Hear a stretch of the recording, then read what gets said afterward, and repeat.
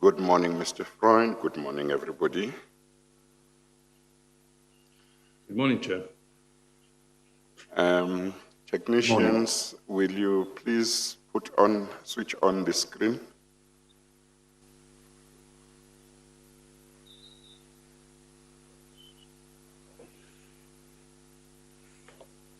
You must just always check whether it's on before I come in.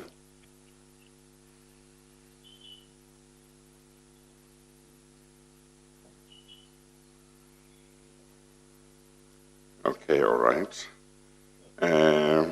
Are you ready, Mr. Freund? Yes, thank you, Chair. May I proceed? Yes, you may proceed. Professor Calland. Professor Calland, good morning, CJ. Good morning, good morning. The oath you took yesterday will continue to apply this morning.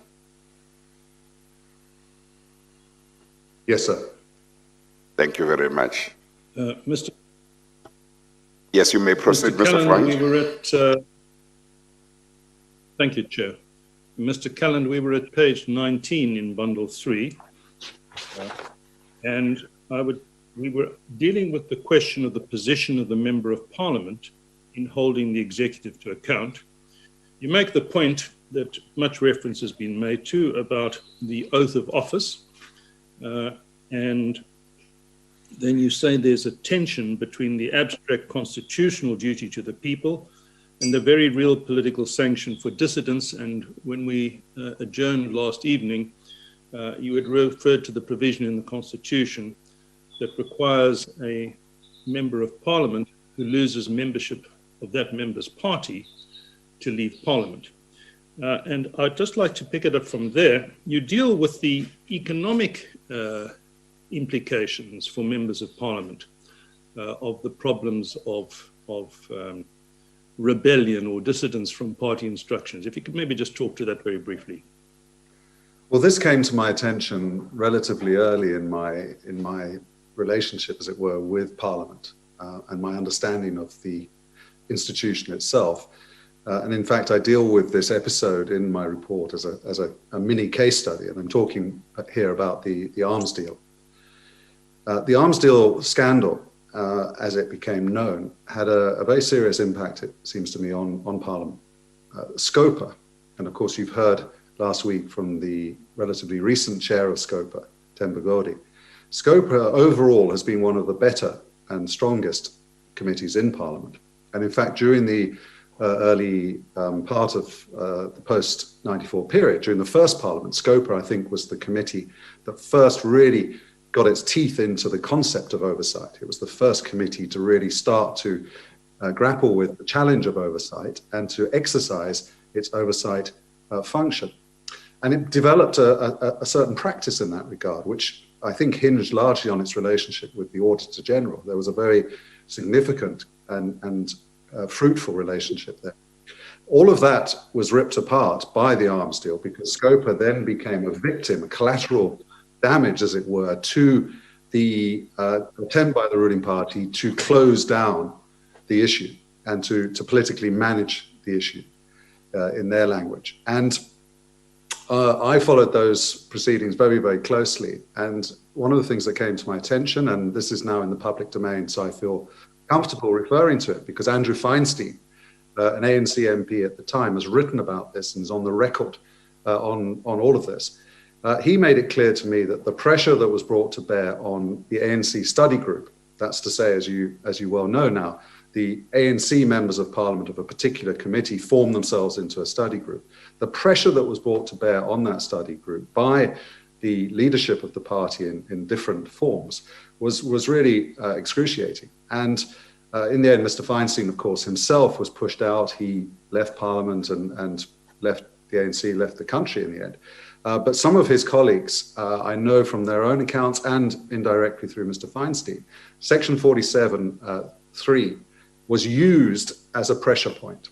And it was used to say, basically, do you want to remain a member of Parliament with all of the benefits that come with that, or are you willing to risk that and risk the reputation of the ANC by continuing to exercise the oversight that you are and asking the difficult questions that Scopa at that point was trying to ask in relation to the arms deal. So several members or colleagues of Mr. Feinstein in the end backed down. They backed down from their initially quite strong positions because they feared losing their position in Parliament, and they could not afford to lose their position in Parliament.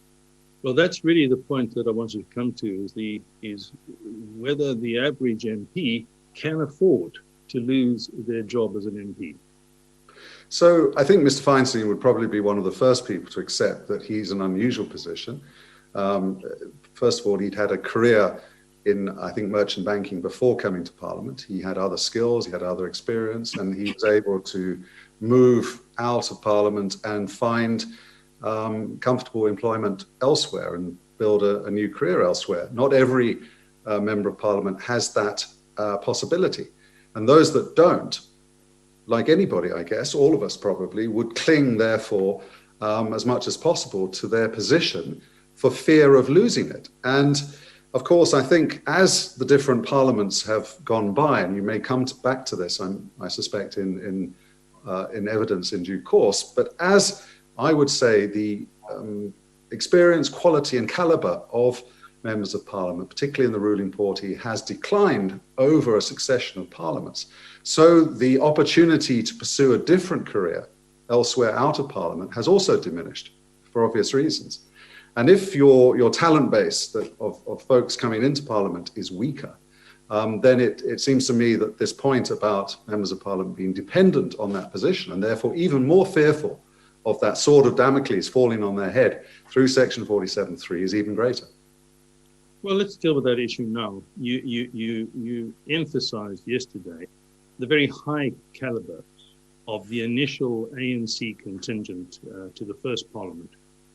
Could you just give us a thumbnail sketch of how that's developed over 6 parliaments? Well, in broad brushstrokes, yes, as I said yesterday, that first Parliament, 94 to 99, was quite remarkable because of the extraordinary depth of talent and experience and wisdom that was deposited there. The ANC, as I said yesterday, deployed virtually all of its leadership and its senior people into Parliament. As time went by, I think Mr. later President Mbeki realised, and the leadership of Parliament realised, that you couldn't and perhaps politically shouldn't put all of your eggs in one basket. You need to deploy your talent in different places, and that process began. So Parliament by Parliament, as the different parliaments went by, what I observed as an observer, sometimes spending a lot of time in Parliament, sometimes less so, was a weakening of the quality and experience and political weight. And perhaps this is the most important point, because what we're looking for in oversight is the ability of a member of Parliament to act sufficiently independently, to be able to say, it may be that this will cause embarrassment to the government and or to the ruling party, my party, but unfortunately my duty is to the Constitution. My duty is as a member of Parliament to ask the right questions, to raise difficult issues, even if that is politically costly. That requires a tough skin. It requires independent mind, and it requires the ability to insulate yourself from potentially career limiting, to use the euphemism, career limiting consequences for you and yourself. And as the time has gone by, I've seen that the number of members of Parliament who would fall into that category has declined Parliament by Parliament. Now, apart from questions of political weight, I'd like just to focus very briefly on questions of skill and diligence. So, for example, Mr. De Freitas gave evidence that in the committee overseeing CRASA, his belief was that many of the members of that committee had not opened the packs of paper that they had been furnished before the meeting started. And so whether you have any experience that would either back that up or contradict that, and also your view on the skill and training and expertise of members of Parliament as time has gone by. Well, Mr. Freund, there's some big issues contained within your questions there, but let me try and do justice to them. I think it's absolutely clear that if you are a relatively inexperienced member of Parliament, if you are relatively junior in your party's political hierarchy, the more training you can get, the more support you can get in playing this oversight role, the better. And it's clear to me that that training, that capacity building is not present. And nor, as several witnesses have said to the Commission in the last week, and nor is there the independent research and other capacity in the committee system available to members of Parliament to kind of buttress them.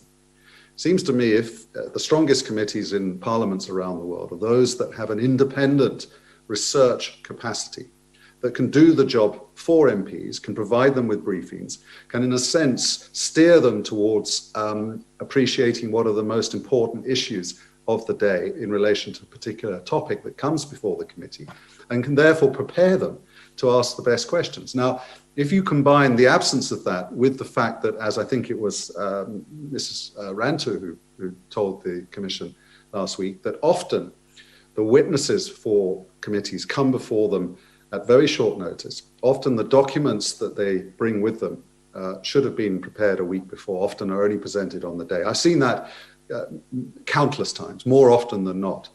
And so invariably a committee is simply not prepared to digest the material and to ask the right questions. And as you and I know, and as Deputy Chief Justice well knows, when trying to master a brief, particularly if it's complex, you need enough time to read the brief, and you need enough time to reflect on what it's really involved in that brief, and to formulate in your mind the most important questions to pose. And time and again, I've seen committees fail to do that for a variety of reasons, partly a lack of training and capacity, partly a lack of research capacity for the committee, and partly, I'm afraid to say, a lack of political will within the committee. And more often than not, in recent years certainly, committee members, particularly on the benches of the ruling party, who have simply not done their job, not taken the trouble to prepare themselves. And in the end, of course, I really appreciated what Ms. Rantu had to say when she said, we really did not take a stand at one point, I heard her say in her evidence. And that really very crisply puts the point that when it comes to the power of a committee and individual members within it, it's their willingness to take a stand on a particular issue that may well be the decisive factor as to whether this oversight function is properly played or not. And more often than not, the stand is not taken. Right. Now, I want to move on to something more conceptual than factual. You deal at pages 20 to 21 with what does oversight and accountability really mean? And you quote one of the English authorities. This is at page 21 of Bundle 3 in the first paragraph. You quote Turpin and Tompkins saying the parliamentary control over the executive, and I quote, means influence, not direct power, advice, not command, criticism, not obstruction, scrutiny, not initiation, and publicity, not secrecy. But you also refer later in your report to two conceptions of oversight and accountability, which you call the hard version and the soft version. So I'd like you just to comment generally on what is an incredibly difficult question, which is what are the limits of proper parliamentary scrutiny and oversight? So it is a complex and very, I think, delicate question. And it's one that I think the Commission is clearly already wrestling with and is going to have to wrestle with if it is to offer, if I may say so, Chair, cogent recommendations in this regard. But I see it in these terms, Mr. Freund, that there is a spectrum. At one end of the spectrum is where a parliament and its committees does nothing. In other words, it's completely negligent. It completely fails to even begin to do what's required of it. At the other end of the spectrum is when it does too much. Now, that's very difficult to do, but by too much, I mean a serious and grave breach of separation of powers would be when the legislative branches of government tries and maybe succeeds in becoming the executive. Now, clearly that's inappropriate. But Parliament cannot take over the role and function of the executive arm of government. And therein lies the limit. Because if somewhere between those two ends of the spectrum, Parliament is trying to exercise oversight, it's trying to meaningfully say to the executive, this is what we expect of you, either by remedying a previous wrong or taking new action. And if in those circumstances the executive does not respond appropriately, does not do what Parliament asks of it, what then can Parliament do? It cannot take over the role of the executive. So it can't command, it can't take direct power. And interestingly, this cropped up, of course, in the House of Commons quite recently with the Brexit debates, where Parliament was, in a sense, trying to take control of the negotiations with the European Union. It was trying to prescribe to the executive arm of the British government what it should or should not do in those negotiations. And the executive was pushing back very hard against it. Parliament saying, no, that's our job. We are the executive. But finally, to complete this answer, which could go on a lot longer, so I'll try and bring it to conclusion at this point. Somewhere between these two poles, there is an equilibrium point. Now, on either side of that equilibrium point, on one side is what I would call the soft accountability power, which is where Parliament looks at the issue, asks the right questions, and then says, well, what we want, what we advise, our guidance is as follows. And that's the persuasive power, the advisory power that Parliament has. On the other side of that equilibrium point is a slightly harder form of accountability, executive accountability, where Parliament says, we want you to do X and Y, and we asked you to do X and Y, you haven't done X and Y, and now we want to bring sanctions to bear on the situation. And that is very, very hard. What are those sanctions available to Parliament? Because in the end, there's nothing in the Constitution that really permits sanction in those terms, other than the very, very hard rock of a hard nut to crack, which is to bring a vote of no confidence and to essentially remove the government. And that's a very drastic step. So what sanctions are available? And I think in the end, it has to be about taking a stand, to use Ms. Rantel's expression. It has to be about the committee simply saying, we find the situation intolerable. We will continue to call you back, Minister, week after week until you take action, until you get this right. We will not approve budgets until you take the steps necessary to bring proper public financial management to bear on the situation, and so on. In other words, again, borrowing from Ms. Ranto's evidence, she said, you need to have the oomph, was her expression, to do the necessary oversight work. And that oomph is really where that equilibrium point is. It's about a committee taking a stand, not tolerating a lack of action or remedial action from the executive, and really imposing its will as best it can. And presumably when you talk about the committee, you're talking also about the National Assembly, which adopts the committee's reports and to which really the committee is accountable. Well, I suppose so, but the problem, I think, with that proposition, theoretically accurate and true that it is that the National Assembly becomes a very unwieldy instrument for that. Of course, it does have its own mechanisms for accountability. It has parliamentary questions, which I think is potentially the most useful device.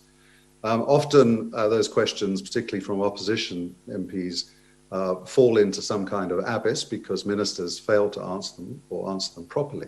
And then it depends on the system, particularly through the leadership of the National Assembly, the Speaker, ensuring that the rules of the National Assembly are adhered to and that the executive does properly account. And then that takes us back then, of course, to political leadership, to the strength of that leadership and its independence, and its own willingness to stand up to senior members of its own party. So we had a period of time, I don't want to dwell on this, it's not perhaps hugely relevant, but there was a period of time when the Speaker of the National Assembly was also the chairperson of the ruling party and presenting to me a very clear conflict of interest. How on earth was she supposed to find an appropriate, strike an appropriate balance between those two sets of responsibilities? And I think that led her into some great difficulties. Now, I just want to... just one second, Mr. Freund. Just 1 second, Mr. Freund. Yes, sir. Professor Calland, with regard to the limits of what Parliament or a committee, a portfolio committee may do when it is unhappy with the inaction of the executive, say a minister, or some actions of a minister, obviously it's quite clear that they can't actually take over and do what belongs to the executive domain. But I think that I think you and I agree that Mr. Vincent Smith's understanding of persuasion might not be enough to the extent that I understood him to talk about what I would think is a kind of soft persuasion. Would you accept that Parliament should be able to pressurize the executive without instructing them what to do? Well, what do you say about that? Obviously, the forms of pressure might differ, and we can look at what would be available to Parliament. I think you have mentioned the idea that maybe Parliament might say, well, we won't approve your budget. So Chair, Yes. Could you hear me? Did you hear me? Thank you. Were you able to hear me? I heard you until the very end. Oh, okay, all right. No, I heard, Chair, I heard the question. I just couldn't quite hear you at the end, so I wasn't sure if you'd finished the question. My apologies for interrupting you, but thank yes. you for the question. I think if I may say so, it's exactly one of the best and right questions to be asking. And I do indeed agree with you in respect of what Mr. Smith said yesterday. He appeared to be saying that our power as Parliament is only or merely advisory. All we can do is offer advice, and then we have to leave the stage, sit back, and if the executive doesn't take our advice, so be it. I think that goes even further along the spectrum I was referring to. It's south of soft accountability in the sense it's with respect, superficial accountability, because it's essentially saying we have no power in this relationship. All we can do is advise. And you know what? You can call our bluff, because if you don't do what we advise, we're not going to take action.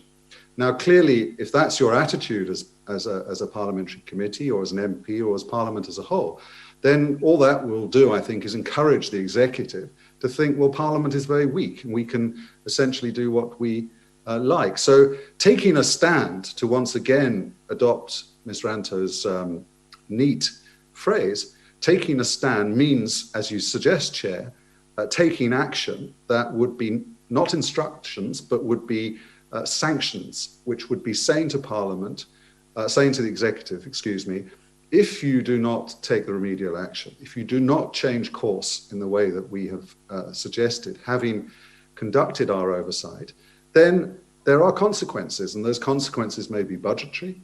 They may be that we pass new resolutions in the National Assembly, and we may continue to call the Minister or the GG back before this committee every single week until such time that we are satisfied that the executive has listened to what we have to say and heeded what we have to say. After all, the executive is in a parliamentary system such as South Africa's. The executive is elected by the National Assembly. The National Assembly elects the president then appoints his or her cabinet, and the Constitution makes it clear that the president and his or her cabinet are directly accountable to Parliament.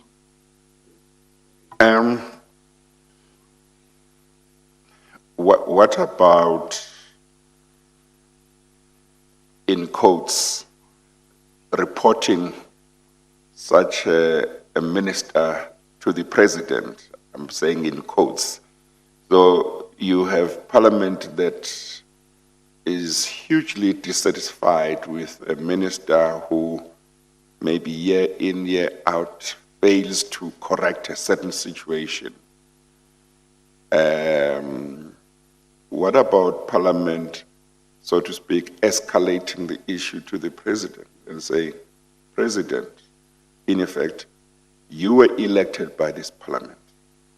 Executive power rests primarily with you.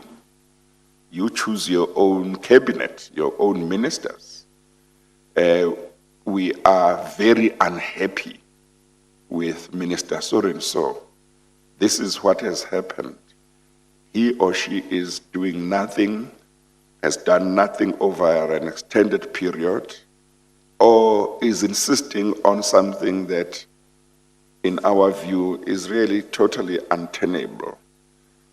And that, in that way, then Parliament gives the president the opportunity either to talk sense to his or her minister, or replace him, or to side with him and say, I actually think he's right. So back off, Parliament. What do you think of that? I don't know. I don't think that Parliament does a lot of that, at least publicly. Maybe they do it privately. What do you think of it? Do you think that might work, or what do you think? Chair, thank you again for the question. The short answer, the risk of being facetious, is a lawyer's one, which is to say it depends. And I'm afraid it depends, I suspect, very much on the character of the president involved. So will it be a president who takes seriously that message that comes from Parliament?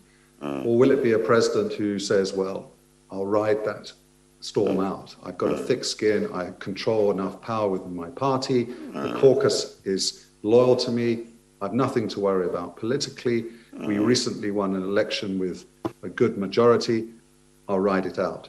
Or will it be a president who says, no, this is a very serious matter. Parliament is the elected assembly representing the people. It's taking a very dim view of the actions or inactions of several members of my cabinet. That reflects poorly on my choice and my leadership, and I'm going to take action.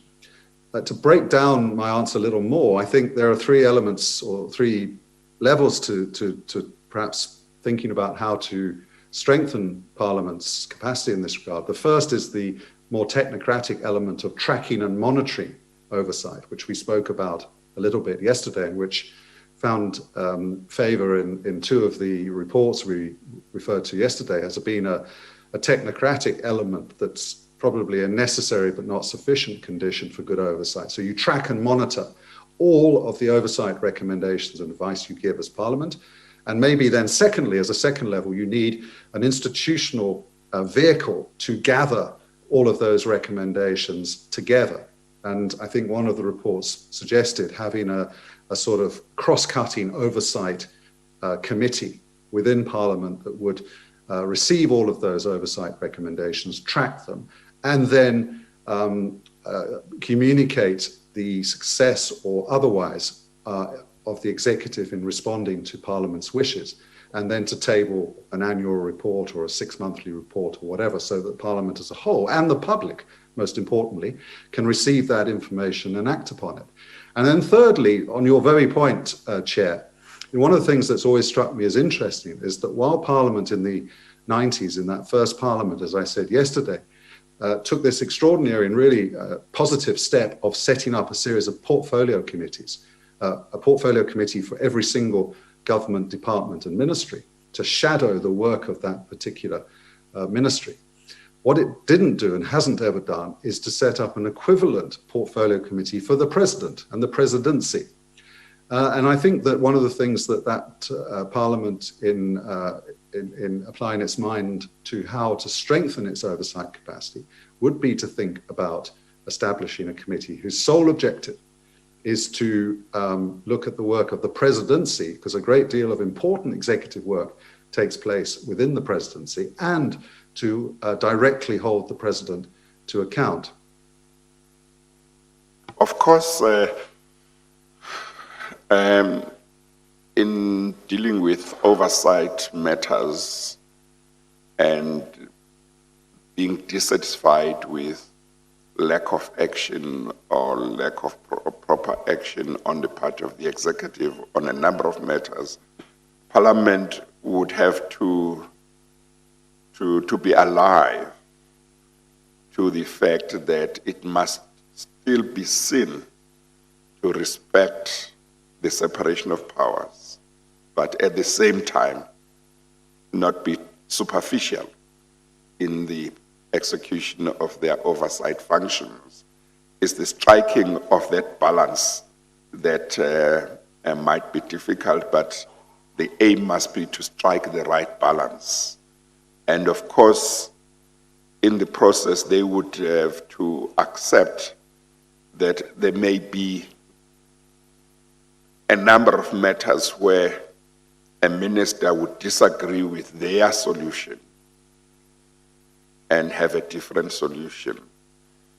And just because the minister's solution is different from theirs, doesn't mean that they have got to try and push the minister to adopt their solution. Of course, sometimes somebody can say they are coming with a solution, but actually you see that it's just going to make the situation worse. But where the minister seeks to do something, and there's difference of opinion between Parliament and the executive as to what the minister seeks to do will be effective, that might be a more difficult area to handle for Parliament, I would imagine, generally speaking, than a situation where a minister is not doing anything or refuses point blank to do something. So there, the Parliament may have a stronger case even to pressurize the minister or even go to the president. And maybe the idea of going to the president might not be necessary if one has regard to the role of the deputy president as leader of government business. Maybe if the matter is communicated to the deputy president, that's sufficient because he or she can be expected to share the information with the president, but at least he or she would be the deputy president. But Parliament would have to choose in what circumstances they would say, look, we disagree with the executive and let's leave it at that. Allow the executive to do what it believes will work. We disagree, but let's leave it at that. We won't pressurize, we won't do anything. That's one category. Then there would be categories where they say, no, we should put some pressure. And then it's a question of how much pressure. And then there would be other categories where they say, no, on these types of issues, we'll put maximum pressure, including escalating it to the president and whatever. So it seems to me that Parliament would need to, so to speak, pick their battles and see which matters deserve to be dealt with in what way. What's your view on that? Well, I broadly and largely agree, sir, with your analysis, Chair. And in the end, although there is a good deal of technocracy and law in this, in the end, these are political matters. And in the end, politics being the art of the possible, you're right, Parliament would need to pick its battles. And that then becomes a question of judgment, political judgment of the chair of the committee in particular, and we touched on this yesterday, but didn't really get into it, but the role of the chair of the committee, and I think you've seen this from some of the evidence you've received, positive and negative, if I can say so, in the last week, shows how pivotal the chair is to whether or not the committee functions well, and whether or not the committee is able to make the sort of very subtle but very significant choices in political judgment that you've just described, Chair. In the end, once again, I think that there will be occasions where the minister is right, and where the minister is and his or her staff in the department have more information available to them, they have more resources. So they're able to say to Parliament, well, thank you for that suggestion, or thank you for those questions, but we disagree for these reasons. And of course, when oversight works well, it's a real conversation. It's not superficial. It's a profound conversation between two branches of government. What the then Chief Justice, Sandile Ngcobo, described as a dialogue between branches of government. Sadly, that kind of constructive dialogue has been conspicuous by its absence in much of the last decade, I would say, of Parliament's life, growing through the 2000s, but increasing markedly since 2009. So the scope for Parliament to really have that meaningful conversation with executive has been very, very rare. And it does also take us back to the resources available to Parliament and its own willingness to get out and about, as we discussed yesterday, to actually see for itself what's happening on the ground. Because if all a parliamentary committee does is sit in Cape Town and wait for the executive to come to it, and if it doesn't have research resources, independent research resources serving the committee, the chances are the committee will not be in a position to second guess what the executive says to it. And the executive says, well, that's a bad idea. We know better than you for these reasons. Unless the committee has the wherewithal and the knowledge and the political will to stand up to that, then the executive will generally roll over the legislature, and that oversight function will in a sense be crushed. Thank you. Mr. Freund? Well, thank you, Chair. Mr. Calland, you will recall that although we're all interested in these issues in the abstract, we're examining them in the present particular context of a commission of inquiry into alleged state capture and alleged corruption at a high level. And I presume that when you said a moment ago, there are issues on which Parliament should, as it were, be deferential, and there are issues on which it should not. That if there are apparently credible or plausible allegations of corruption and state capture, that would fall at the end, at which there would be a high constitutional duty on the overseeing body to properly investigate. Would you agree with that? Yes, I would. Now, there's a great deal in your report, but I'm very conscious of the time constraints. And one of the features of your report is an analysis of the changing political culture in certain periods. So if you could very briefly deal with that, but the object being to come to trying ultimately to answer the question, if it should be the case that Parliament failed in this instance to do what should have been done in respect of allegations of state capture and corruption, what in the political history and political dynamics is of relevance in explaining and understanding that?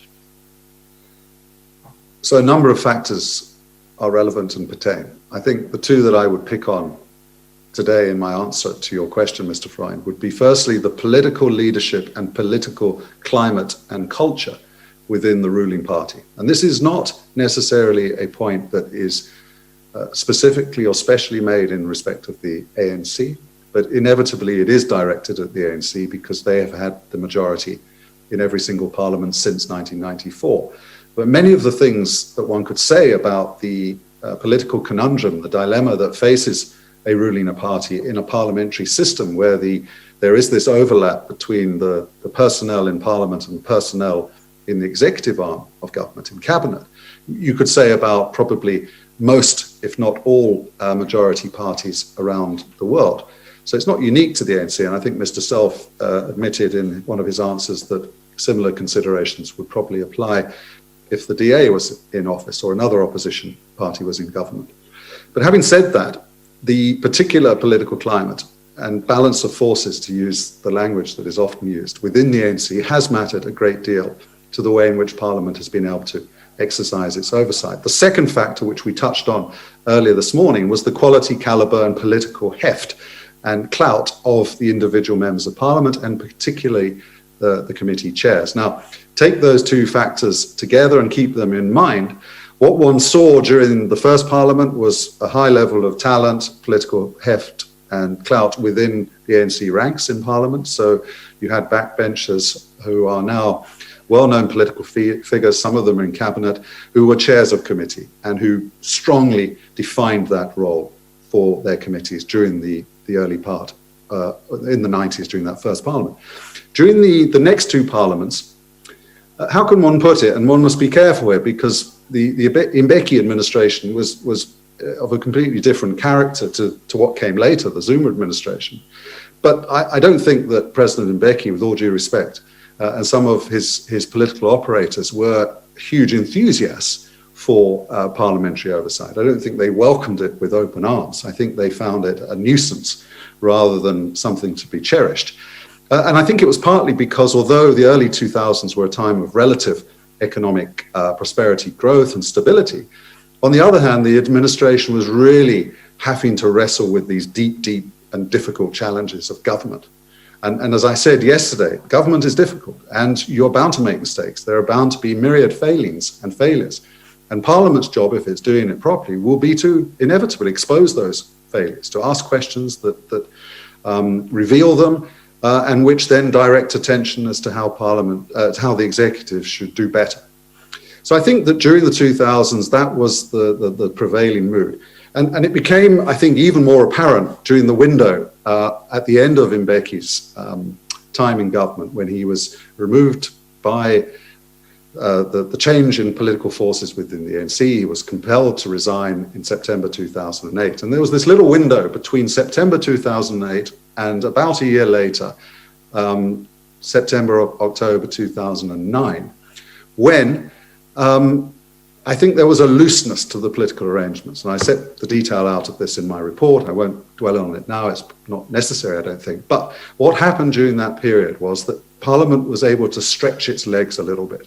And it was able to get involved with the most important issues of the day in a way that had perhaps been somewhat limited in the previous years.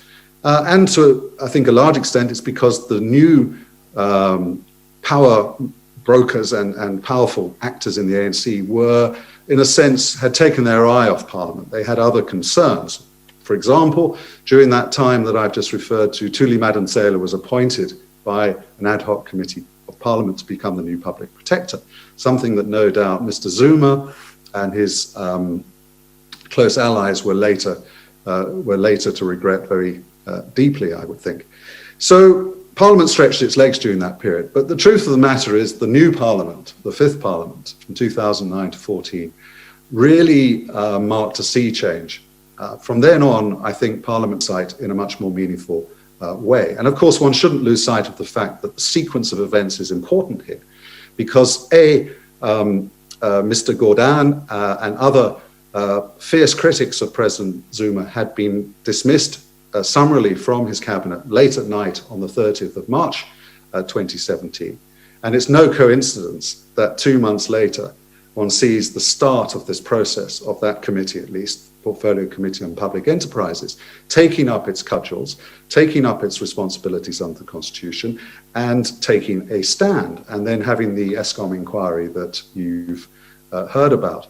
And of course, the second factor that year that was extremely relevant, and I heard the Deputy Chief Justice put this in a point to Ms. Ranta, although she didn't appear particularly willing to accept it. But my view, the fact of the matter was that the fact of the National Executive, the National Elective Conference of the ANC at the end of 2017 being on the horizon, and knowing that there'd been a real shift in the balance of power within the ANC, knowing that people were positioning themselves strongly to back a reform candidate in the form of Cyril Ramaphosa, knowing that there was a reasonably good chance that there would be a shift in power at the top of the ANC, meant that, again, the cudgels that were controlling Parliament and the ANC caucus were loosened markedly, and people like Ms. Ranta were able to begin to do their job. Too little, too late, I would say strongly. Parliament failed in its duties during the preceding years. It was sleeping, or it was deliberately asleep, or had been put to sleep on watch, but it failed in its oversight responsibilities. I've no doubt of that. Well, that's the very point that I wanted to take you to. I appreciate your thumbnail sketch, but of course a great deal of the work of this commission concerns alleged events in the period that you've described, during which the cudgels controlling, as it were, exercised a restraining influence on parliamentary oversight. Could you just elaborate on that in a little more detail? What explains, as you understand it, as it were, the end of what you referred to in your piece as the Prague Spring, and up to the time that you've just described, where in the middle of 2017, some light seems to shine in again on parliamentary oversight? What explained the positive shift? What explains the negative shift that preceded that? What would you say was the failure? Well, it was a failure of political leadership. So it was a failure by the political leadership of the ANC to take Parliament seriously. And it was, and one of the many examples that one can bring to bear would have been, and I deal with this as a mini case study in my report, the Nkandla matter. So the Public Protector's report comes before Parliament. Instead of taking it seriously and doing what the Constitutional Court later said it should have done, which was to support, as it is constitutionally required to do, support the Public Protector, a Chapter 9 body, in ensuring that the executive heeded the remedial action that the Public Protector's report said should have been taken. Instead of which, the majority party put down its shutters and point blank refused to do so. It took a highly adversarial position in respect of the Nkandla report from the Public Protector. An ad hoc committee was set up, and in a remarkable display of unity, the like of which I don't think I have ever seen in 25 years of watching Parliament, the opposition parties en banc, I should say, all of them together walked out from that process because they recognized it to be what it was, a major and grave usurpation or failure on part of the majority party to respect their constitutional duty. It was a very cynical act, and it doesn't matter who the particular actors were, I'm not going to name them, but they were, for whatever reason, and you'd have to ask them, they felt beholden to the leadership of the ANC at that time, Mr. Zuma. They felt required to remain loyal to him, and they were doing his bidding in terms of preventing Parliament from doing its job. Right. Now, I want to start drawing towards a conclusion, and you deal with this from page 30 of your report in the bundle. And I see that you highlight in the middle of page 30, in bold print, probably the only bold print in the entire report, what you see to be the primary pivotal challenge. So if you could maybe just deal with that, please. So the word that I use in that part of the report, which is the conclusion and recommendations, is the word insulate. So throughout my time watching Parliament and watching politics in general, what strikes me is inevitable is that members of Parliament who stand up to the leadership of their own party will always face pushback. That's the nature of politics. So the question is, how can one, as an institution, find ways to insulate that individual from those pressure points so that they can continue to press on and do what's required of them and to honor their responsibilities under the Constitution? And there's a range of answers to that, and we've traversed quite a few of them already in my evidence, but they range from technocratic solutions within the rules of Parliament, within the system of Parliament. It encompasses issues of training, which, by the way, I think should include ethics training. Before I forget, perhaps I can mention that I spoke to a very senior veteran ANC member former Member of Parliament last week, who persuaded me that ethics training in general, but perhaps training related to oversight functions in particular, should be legislated. And if I can come back, Mr. Freund, briefly to what we discussed yesterday in relation to the Corder report, and Professor Corder's recommendations there that legislation should prescribe the oversight function and how it should be carried out. As I said yesterday, the time was probably not ripe for that legislation back in the early 2000s. I think there was a good argument, which I accepted at the time, that the better course was to try and create the convention or practice of accountability as a form of insulation. Because if the convention is that backbench MPs can and should ask difficult questions of MPs and not suffer career-limiting consequences as a result, then that convention is one form of insulation.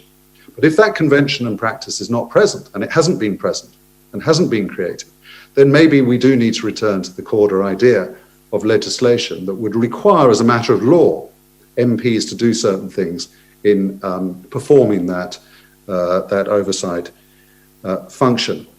And then, of course, as I said, the culture and climate within the institution, within the ruling party, matters tremendously. So all of the money in the world, all of the investment in time, energy, resources to fix rules, to create systems, all of that will count, I suspect, for very little, unless the leadership culture is one that says it's permissible to ask difficult questions. It's permissible to take a stand. In fact, we welcome that. And you will not only not suffer negative consequences, but you will be celebrated as an MP of excellence, of quality, somebody who is serving the nation and is doing the right thing for the country and for the political process. Of course, there is a touch of naivety, I suspect, in that proposition, in which case I plead guilty. But in the end, it requires leadership to give that political space to people to take that sort of stand. And you touched very briefly yesterday, you touch again briefly at this point of your report on reform of the electoral system.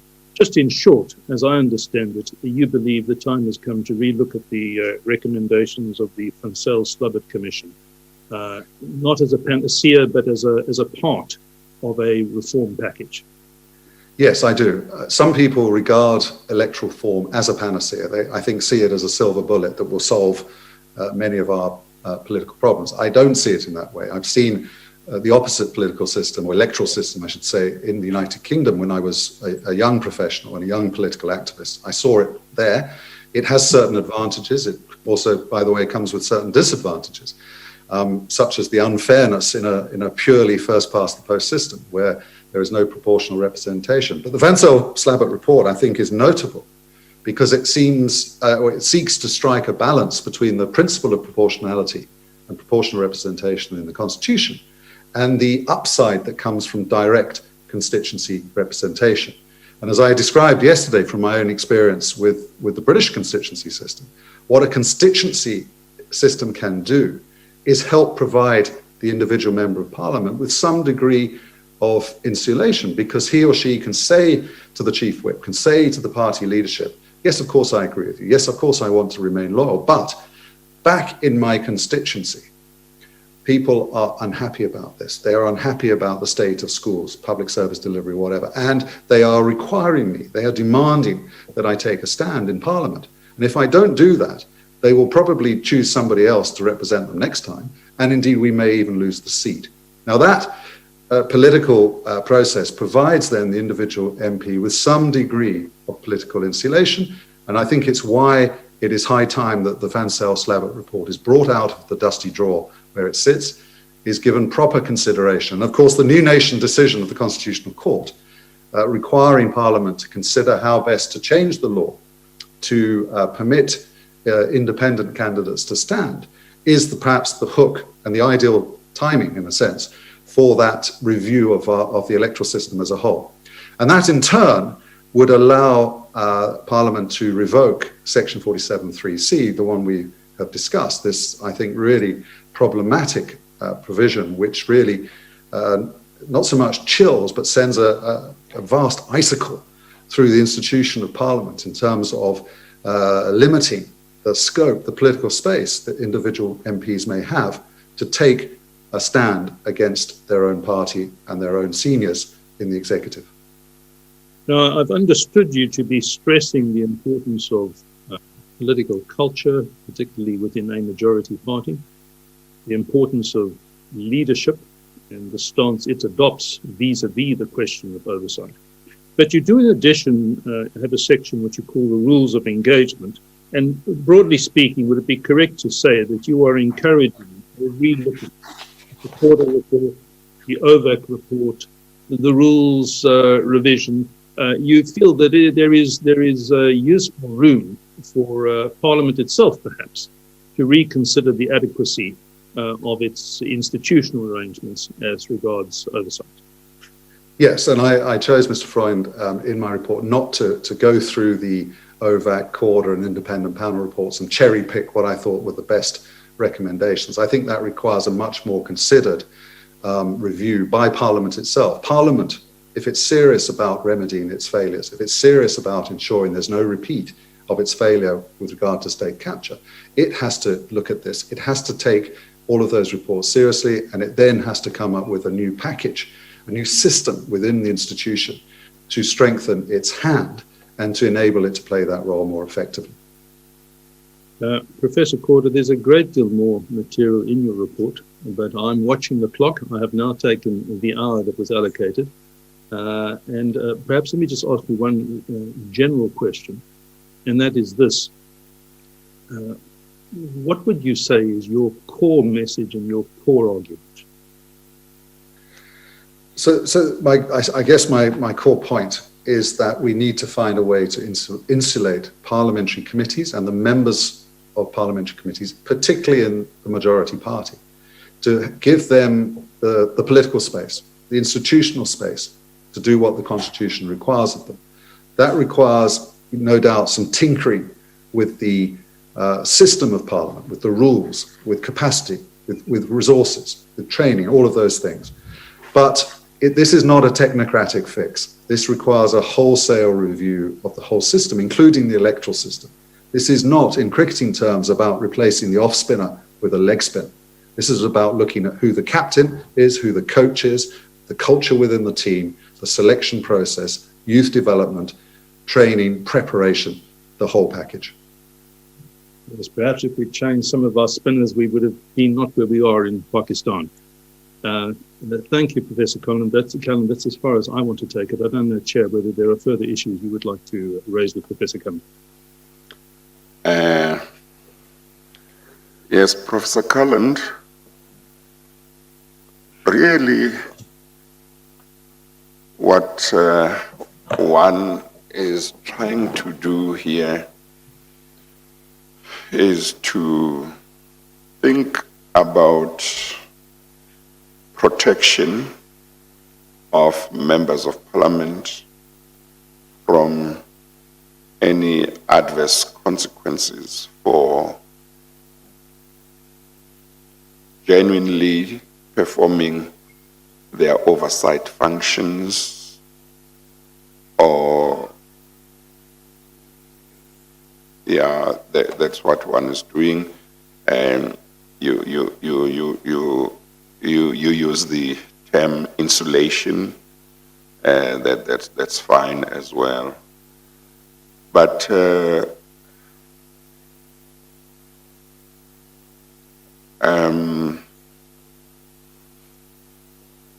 I suspect that one could have a law that says no party may prejudice or discipline a member of Parliament for performing its or his or her oversight functions, but you may have a situation which is different from what Dr. Makosi Khoza told me, where she said, well, charges were brought against me by the ruling party for voting in support of the motion of no confidence, even though the Speaker had assured members of Parliament that there would be no adverse consequences, and even though the judgment of the Constitutional Court seemed to say if there is a conflict between a member's loyalty to his or her party and his or her loyalty to the Republic, then the loyalty to the Republic should prevail. But charges were brought against her that, as I understood her evidence, unashamedly were about the fact that she had voted in favor of the motion of no confidence. In many cases, it might not happen like that. In many cases, it may be that a member who is performing his or her oversight functions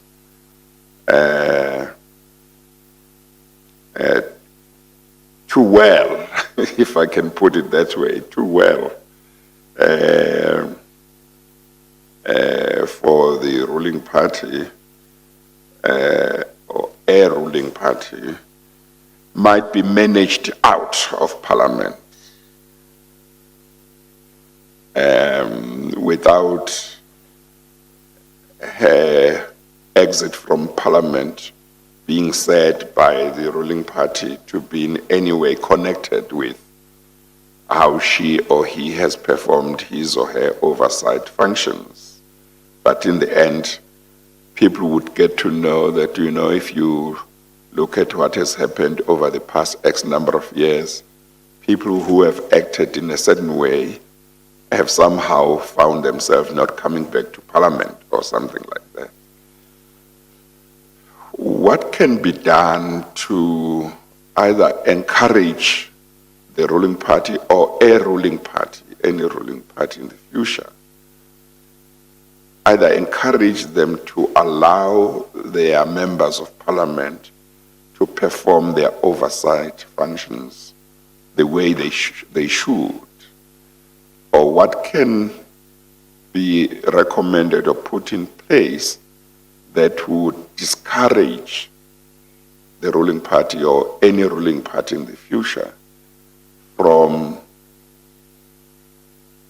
taking adverse decisions against or having a negative attitude towards members of Parliament, its members of Parliament who seek to do really nothing more than do the job that they are there to do as members of Parliament to the best of their ability. Do you have any ideas in terms of what can be used as incentives for the ruling party or any ruling party to not to act against people who do their job, or just something that could act as a disincentive?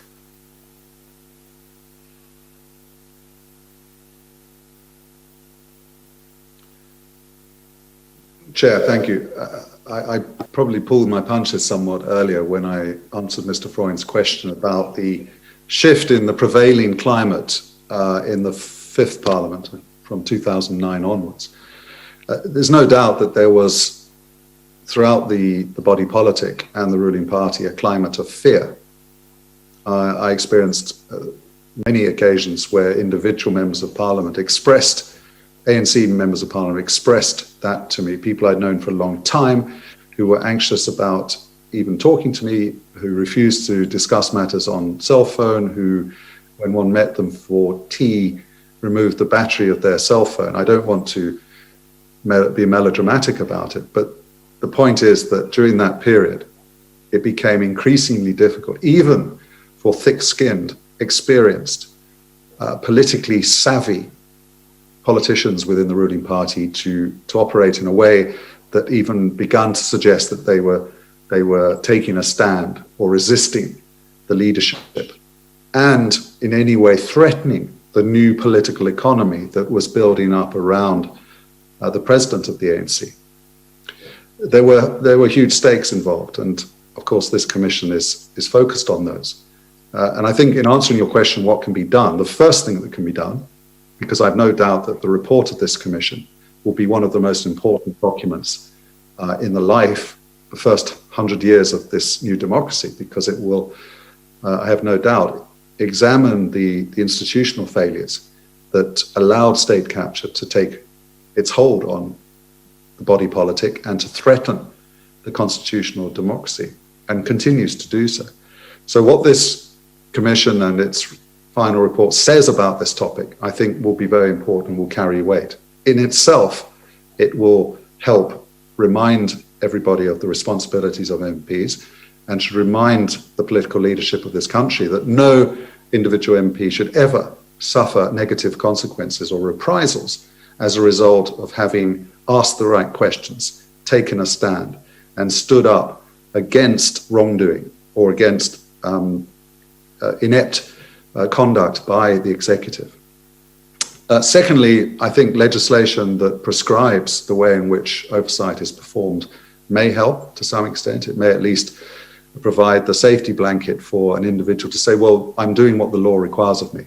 Of course, in a sense, the Constitution already does that, but legislation that sets out, as the Corder report sought to do, the detail of that oversight function could prove to be useful.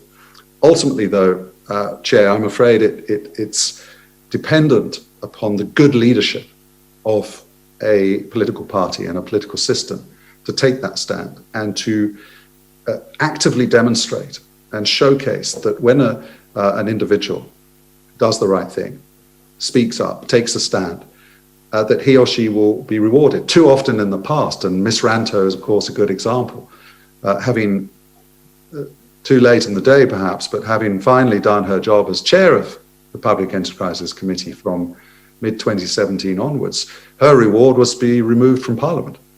Whereas others, some of whom have been very gravely implicated by evidence in this commission, came back to Parliament, not only came back to Parliament, but found themselves as chairs of committee in the new Parliament.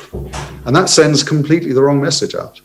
And I think it's something, if I may say so, that this commission should note and comment on, and recognise that it was extremely unhelpful. What that does is cement in the ideas, or in the minds of MPs, the idea that such behaviour will not be well taken by the leadership. It will, in fact, be career limiting, to use the euphemism. And lastly, fourthly, I think back to the electoral system, there's no doubt that individually elected, directly elected members of Parliament will have more strength. They will have the legitimacy and the direct power that comes from direct election, will give them a little bit more political muscle in finding a new balance between the executive and the legislature. Thank you. Is there merit in, or would there be merit in considering the possibility of creating a room for a member of Parliament who is able to show that the only reason why I have been managed out or dismissed, maybe, managed out, the only reason why I've been managed out of Parliament is, or not been brought back, is either solely or dominantly because I have sought to ensure that I do my job as a member of Parliament in terms of parliamentary oversight properly.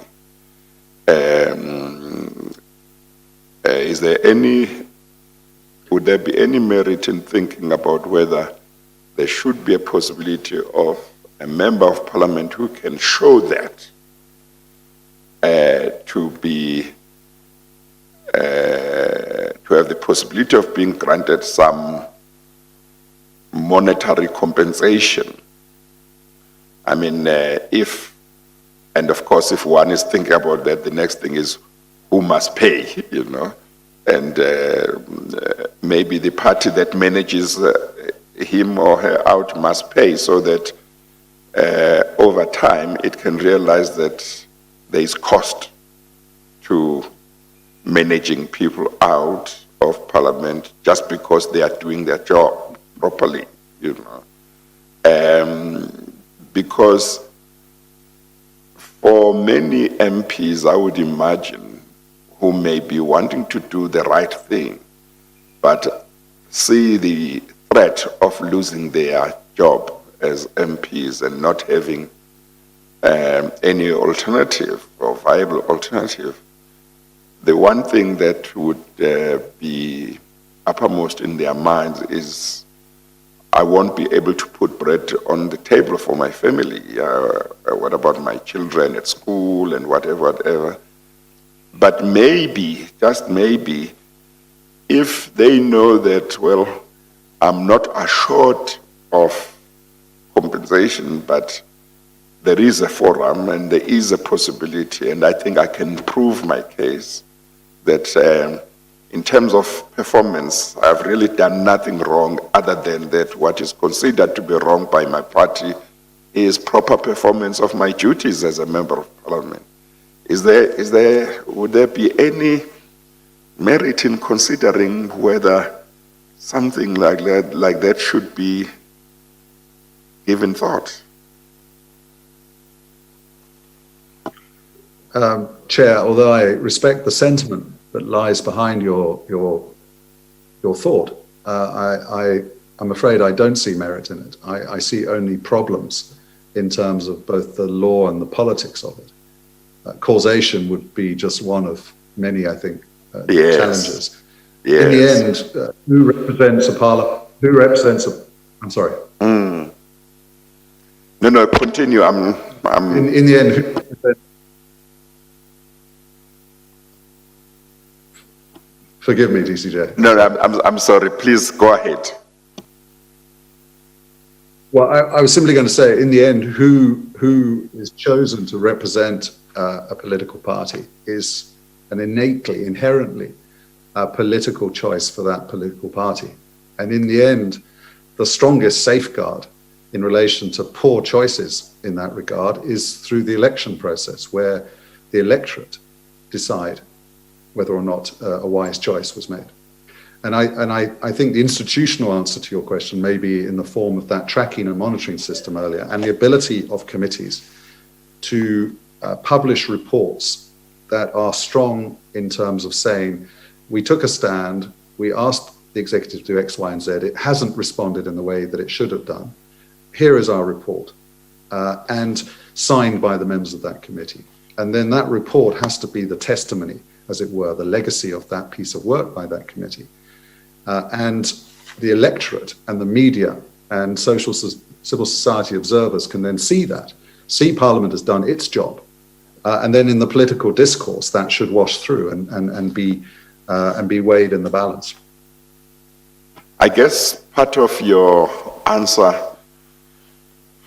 maybe takes one to the proposition that whatever one does with regard to the issue of parliamentary oversight and what a ruling party might do or might not do, and so on, of things that must be taken into account. Namely, we can't provide concrete solutions for all problems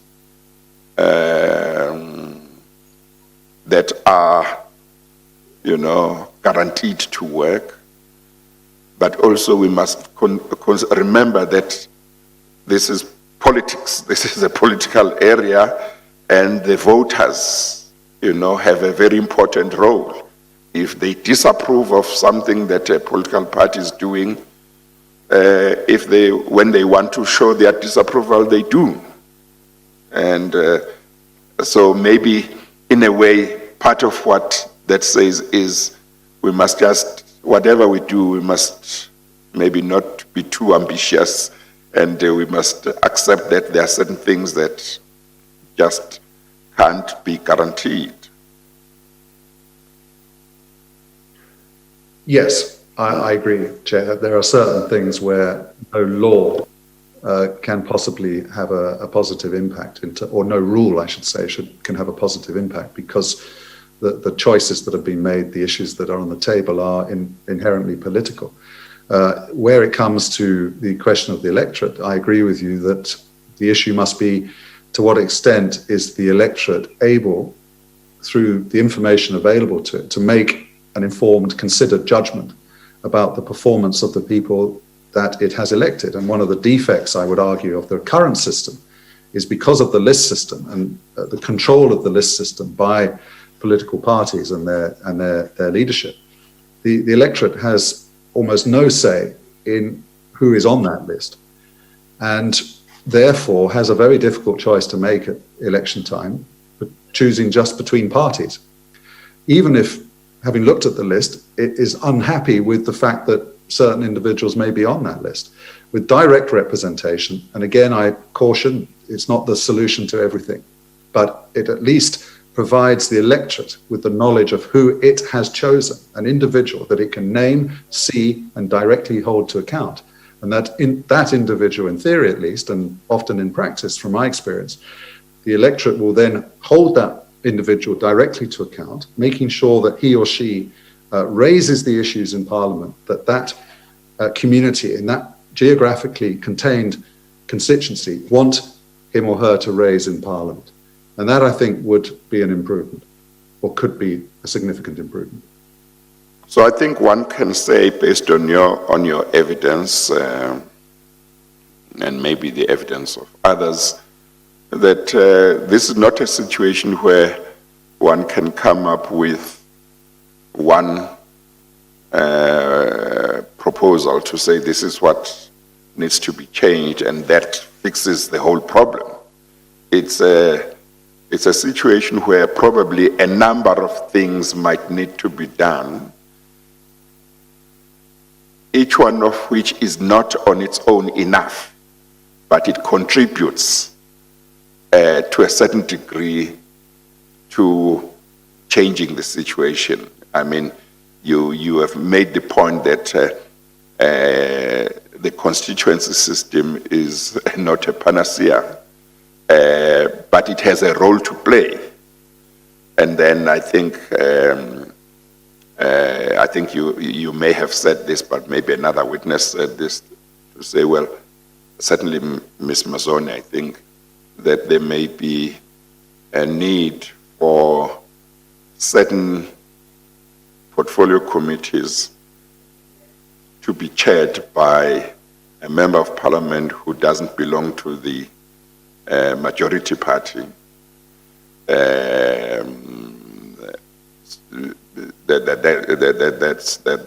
That's one.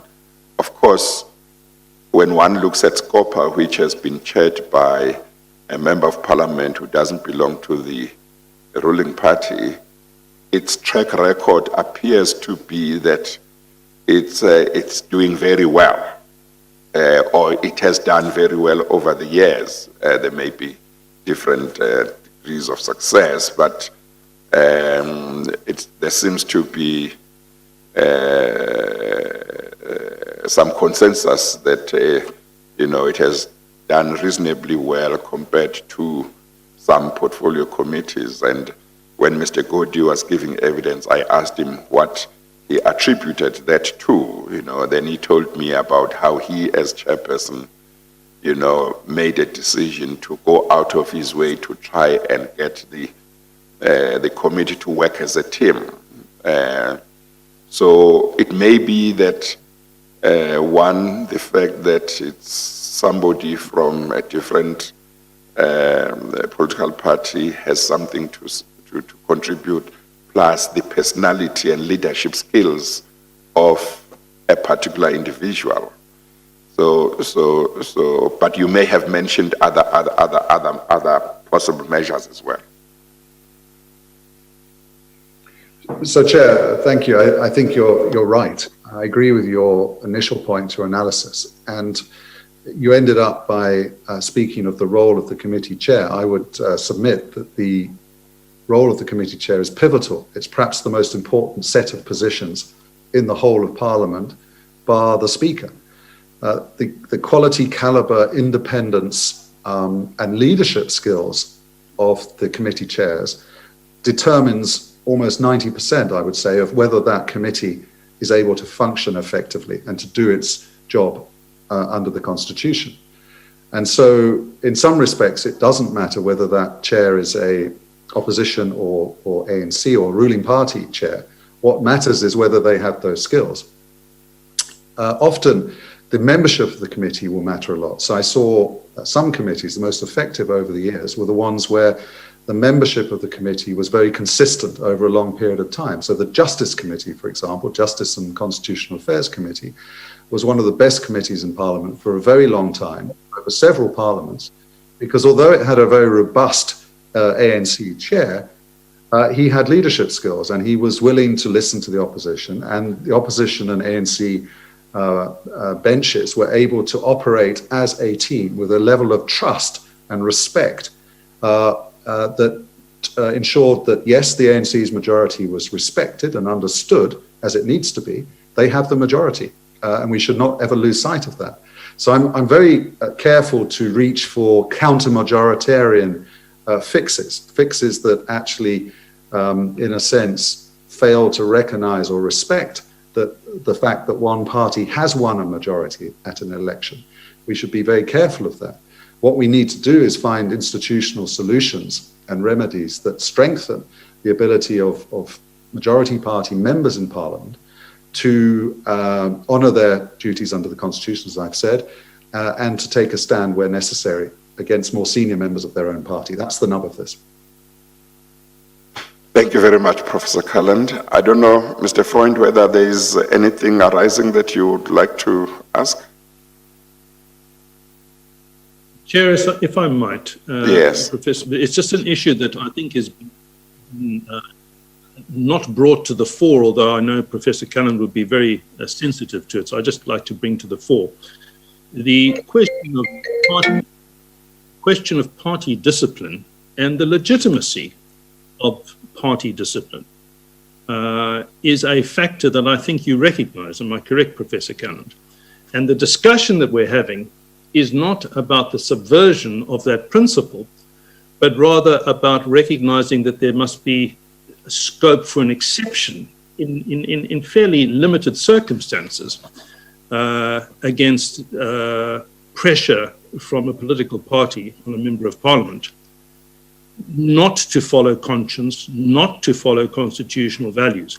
But I just want your comment on the legitimacy of party discipline, particularly in the context of a PR list system constitution that we have.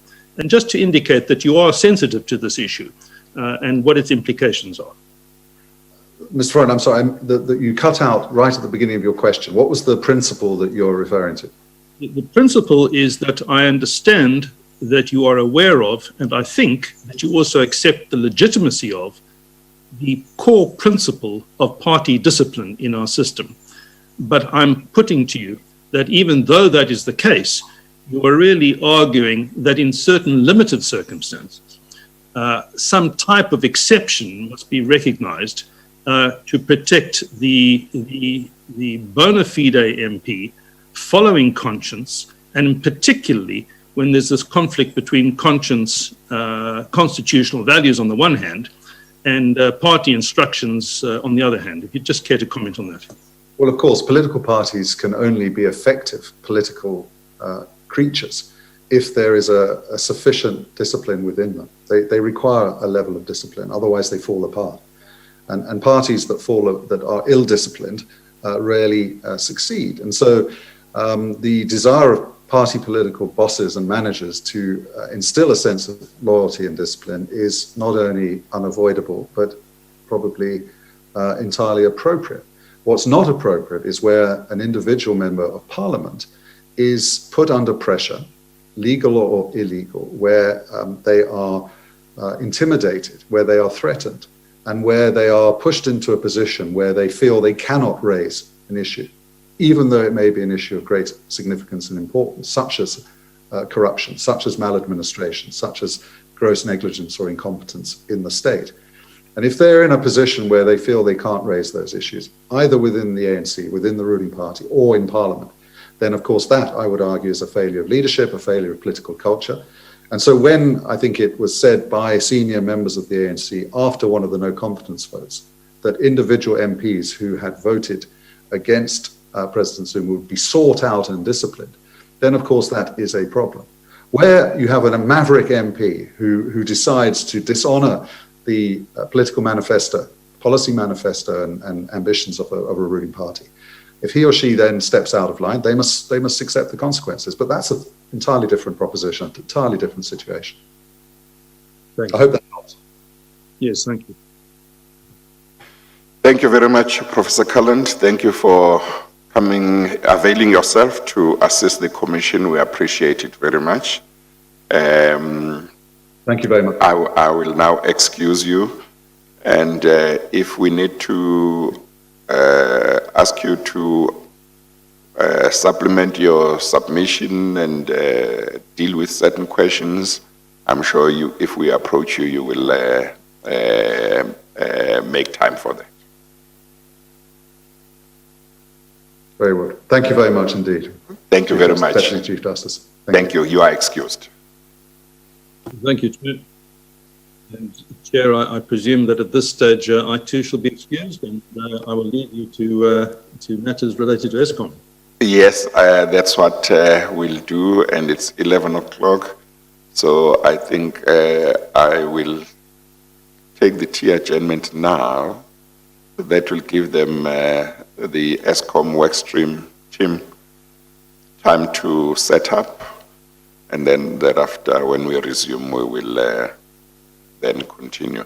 So you are also excused, Mr. Freund. Thank you, Chair. Thank you. Mr. Selega? Morning, Chairperson. I am alive to the fact that we have eaten a lot into your time. We will do the best we can to compensate you for it. Okay. No, in order, Chair.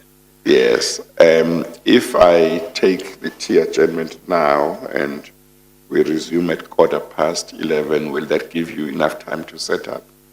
Or should I add more time? Let's until 20 past, Chair. 20 past, 20 yeah. past, yes. Okay, all right. We'll take the tea adjournment now. We adjourn.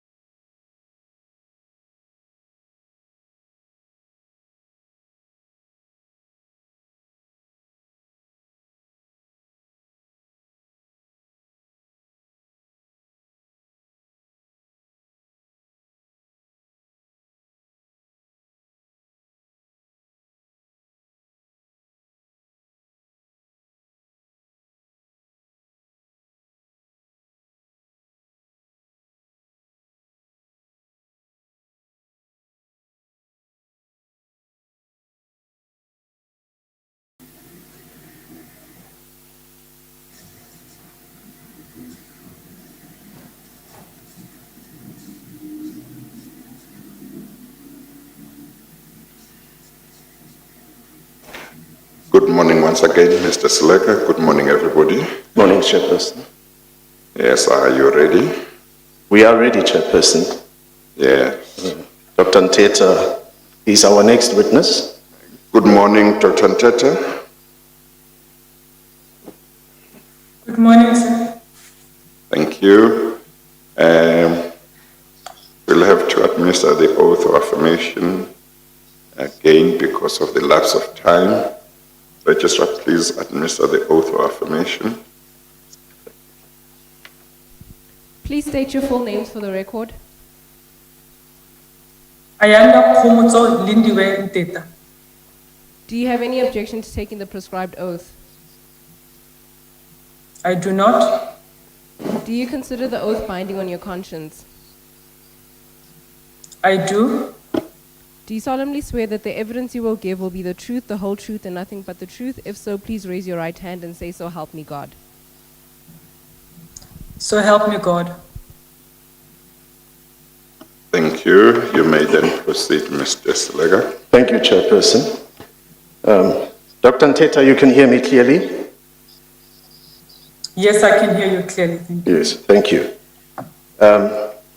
Just by way of introduction to Dr. Nteta's evidence, Chairperson, or continuation of the evidence. Oh, yes, if you can just help the public to Yes. remember what we were dealing with and where we left off and what you seek to cover with Correct. evidence as well as with the evidence of other witnesses of the ESCOM work stream this week. Yes, okay. Thank you, Chair. So, the ESCOM work stream, let me start with that one, Chairperson. The ESCOM work stream this week is scheduled to present evidence over a period of 3 days, from today, tomorrow, and Thursday. Dr. Nteta is the first of the 6 witnesses who will be testifying on the ESCOM work stream this week. We will have Ms. Benita Klein after Ms. Nteta, Dr. Nteta. Tomorrow we have Dr. Pat Naidu and Ms. Viroshni Naidu. And on Thursday, we are scheduled to lead the evidence of Mr. Mark Paminsky. And if time permits, Chairperson, Ms. Suzanne Daniels as well. Yes. Starting with today's witness, Dr. Nteta is a former employee of ESCOM. She was in the department or division called Fuel Sourcing as a senior manager in that division. She has testified previously about a couple of aspects, which include her interaction with Mr. Tony Gupta, her involvement in the Brakfontein contract that was concluded between ESCOM and Tigeta. And today, she will go into the details of the submission that was prepared in regard to the 659 million rand prepayment. We had started with it, but we could not finish because we had Mr. Molefe having to testify last time.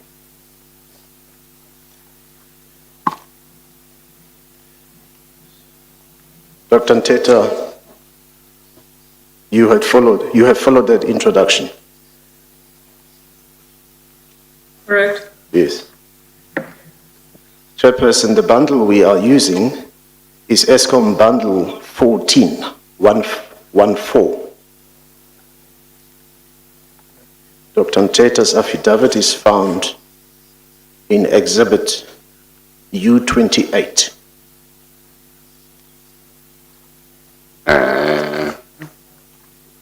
Exhibit U28. His or her affidavit is actually Exhibit U28.1. Correct, Chairperson. Yeah.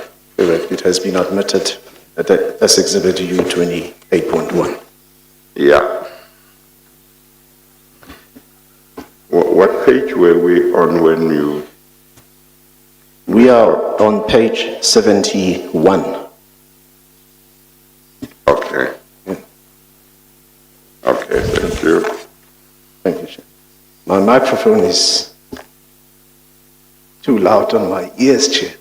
Sorry? I said my microphone is too loud on my ears, but I suppose it's meant to assist Dr. Nteta hear me. Dr. Nteta, you can hear me? Yes, I can hear you. Yes, thank you. I think they've adjusted it. I can hear myself now talking. Okay. Dr. Nteta, we're going to lead your evidence on what is, or what was, a submission made to the board, the board tender committee in April 2016.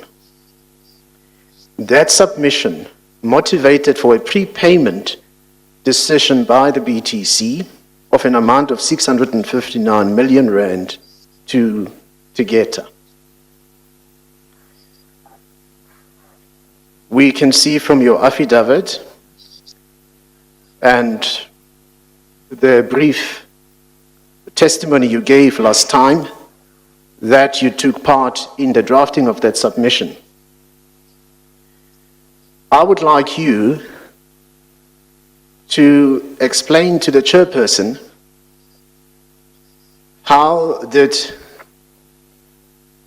the drafting of that submission come about.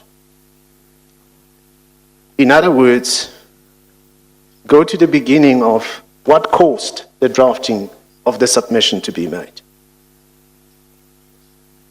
So just as you start, remember that we are, from a time point of view, we are on the 8th of April 2016, and you're going to take us through either to before that and going forward after the 8th of April 2016. I'm sorry, before Dr. Nteta says, is the submission you're talking about, Mrs. Lega, the one that is referred to at page 73? That heading, preparation of the submission to the board tender committee.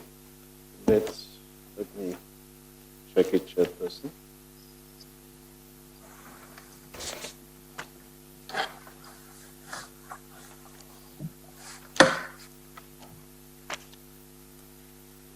Or you can just tell me where I find it. May I comment?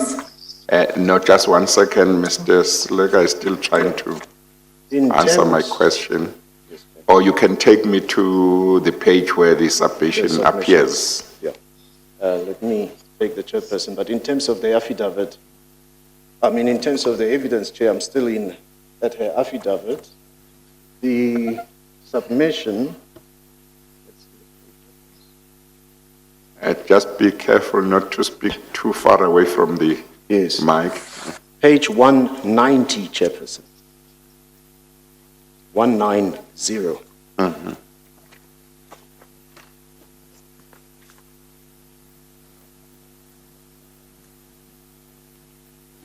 What, Chair, were you asking about in her affidavit, where she's dealing with it?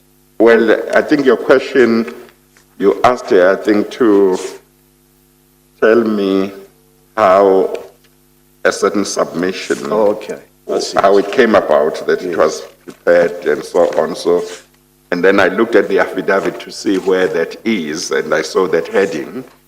But I think that what you have just told me means that you are asking about the submission that appears at page 190. 190. That's correct, Chairperson. In the affidavit, is it dealt with somewhere, just so that I can link the two? But if it's not, it's okay. Yes. No, it is. It is, Chair. She deals with the draft from paragraph 8.2 onwards. Okay. Okay, maybe paragraphs 8.2 to 8.11. is how it came about, and then 8.12 and following is the actual preparation. Yes, for instance, Chair, on page 74 of her affidavit, paragraph 8.18, the submission she's referring to at the last paragraph, which is exchanged between herself and Ms. Daniels. It's Annexure 12.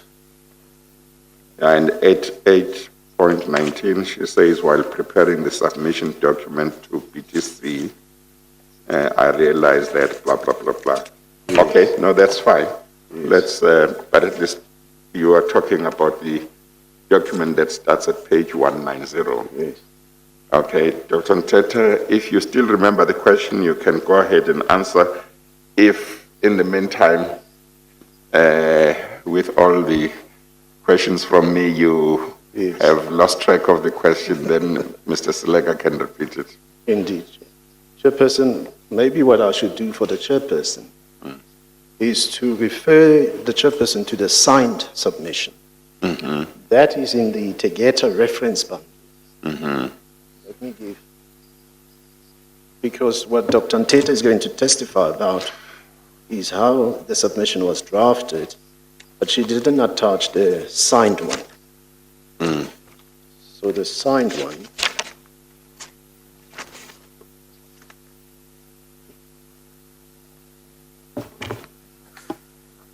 it's in the Tegeta reference bundle, which is ESCOM bundle 1818.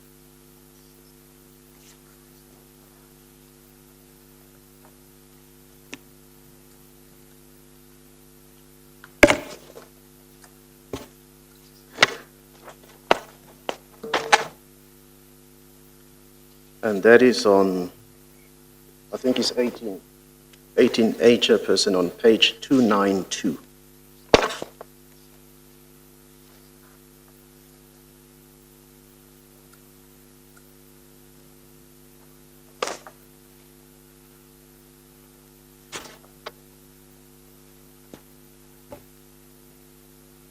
Yes, okay. Is that the same document as the one at page 190 in the other bundle, but the difference that this one is signed? The one on page 90, it's a draft. Oh, It ends up being, that's the final the version final, okay. of the draft. So Okay, they will not be exactly the same. Yeah, It just shows you the evolution of the yeah, document. okay. Yes, But at this stage, you are asking about the one at 190. correct, Chairperson. Yeah, okay. How she drafted it, how it came about. Okay.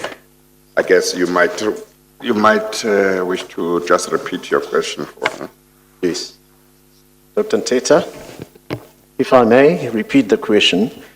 I was saying, having started with the evidence regarding the board, the submission to the board for a prepayment of 659 million rand, could you please explain to the chairperson how the drafting of that submission came about?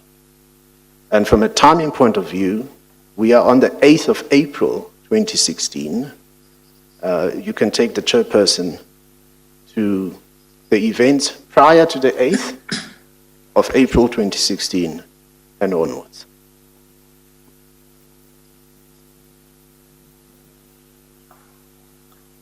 Thank you. So with regards to the drafting of the submission that went to the board of 11th April 2016, I'm going to take you to before the 8th of April. And in fact, what I would also like to do before I start is also just refer to, I'm going to give a few definitions because I'm going to assume that when I do talk, I'm going to be using, I'm going to say ESCOM language. So I'm going to be referring to there's a procurement procedure which we call the 321034.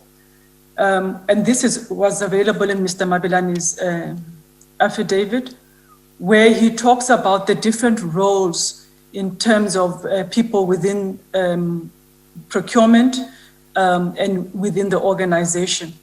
And he speaks specifically in reference to the document, the roles of, for example, the group executive for group technology, the divisional executive for primary energy. He speaks of a cost center manager, an end user, and the procurement. Yes. Sorry, Dr. Nteta. Sorry, Dr. Nteta. Yes. I would like you to tell the chairperson, even before that, when you were approached by Mr. Ravindra Nath of Tigeta, because I think that's where the whole story starts. I think before Yes, Dr. Nteta... I'm getting there. Yes, before Dr. Nteta, your mic is too far away from you, Mr. Silega. Yes, so Gotcha. I couldn't hear, for example, the name of somebody you mentioned in what you were saying to Dr. Nteta. Yes, that's Mr. Ravindra Nath. Okay, Thank you. Dr. Nteta? Okay. So prior to the 8th of April, Mr. Ravindra Nath, who is the CEO of Tegeta, had approached me and indicated to me that they have an ability to provide us with coal for several months. He had approached me because they currently had a contract with Eskom for the similar supply, and that particular contract was due to end around the 13th to the 15th of April, by them providing all the coal that is required. So I would say approximately end of March, in that period, he then approached me and said that he had coal to offer, and we engaged in terms of that particular coal to offer. Subsequent, and I'm going to say perhaps there may be one or two engagements that happened in that time, but I cannot be sure of the exact number. Yes, I'm sorry, Dr. Leading Nteta. up to around, I'm sorry. When he said he had coal to offer, was he speaking in the context of seeking an extension of the contract that was about to expire, or was he talking about a different contract that he had in mind if you were interested in his coal?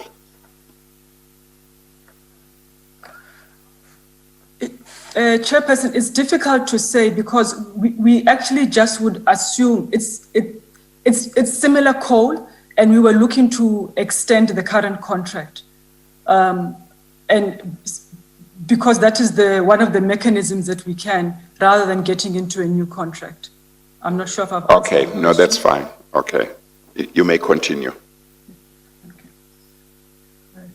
So the discussion initially was purely in terms of, we have coal, would like to offer it to Eskom, and engagements in terms of the period and the volumes. As we move closer to the 8th of April, I would say perhaps the 7th or the 6th, but in that quite close to the 8th of April, if not on the 8th of April itself. Mr. Nath then indicated to me to say that while we have the particular coal to offer, we would require that Eskom prepays for this coal. And that is where the discussion then starts in terms of a prepayment of coal. Now, when I made reference to the procurement policy, my role in terms of procurement is in terms of fuel sourcing, is a procurement manager. So I indicated to Mr. Nath that now that he is bringing in an element of payment terms for the particular coal, it is not specifically in my ambit, and I'm not truly sure in terms of how to go about in terms of the payment aspects, and it is not within my ambit. It would be something that finance would have to talk to. So I indicated to him that I would have to get back to him with regards to the particular prepayment. Once I knew that he wanted a prepayment for the coal, I then went to look for my immediate manager, which at the time was the Senior General Manager for Primary Energy, Mr. Mboweni. I was not able to find him, but I was then able to find Mr. Edwin Mabelane, who is at the time was the Chief Procurement Officer. And I indicated to him that while there's an offer for particular coal from Tegeta, they have now put in a precondition for prepayment of this particular coal. And I sought his guidance in terms of how should I go about this particular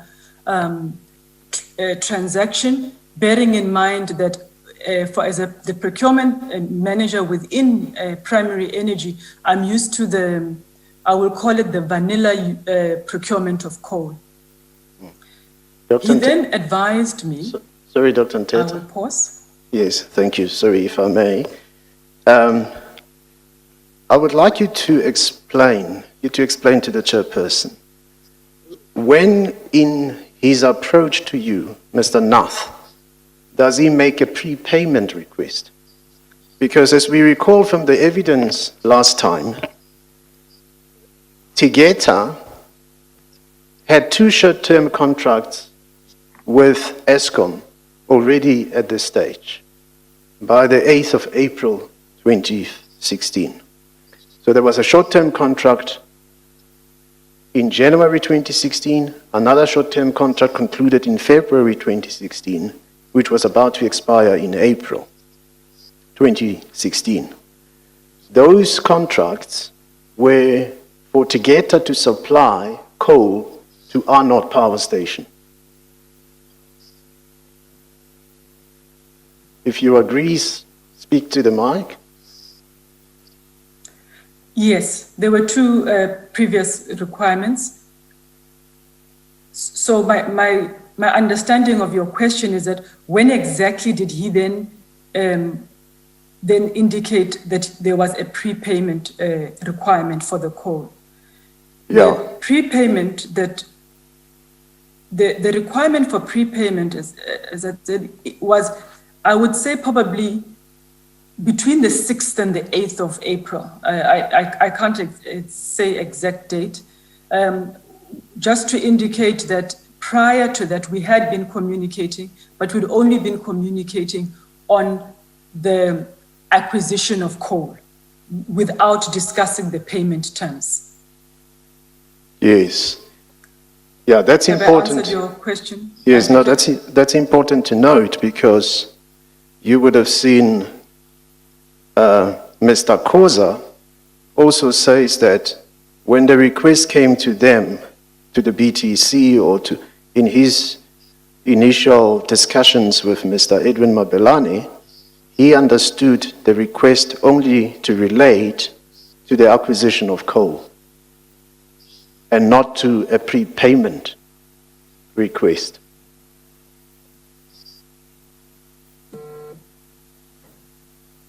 I have seen the affidavit of Mr. Koza with regards to, and you're highlighting his conversation with Mr. Mabelane.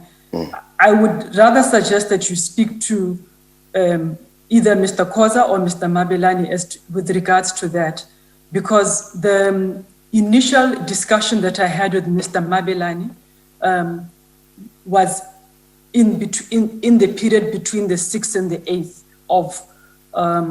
of April, and it was prior to me beginning to draft the document, because my conversation with him was where I then sought the advice in terms of how to go about including the prepayment in a submission for coal. I see.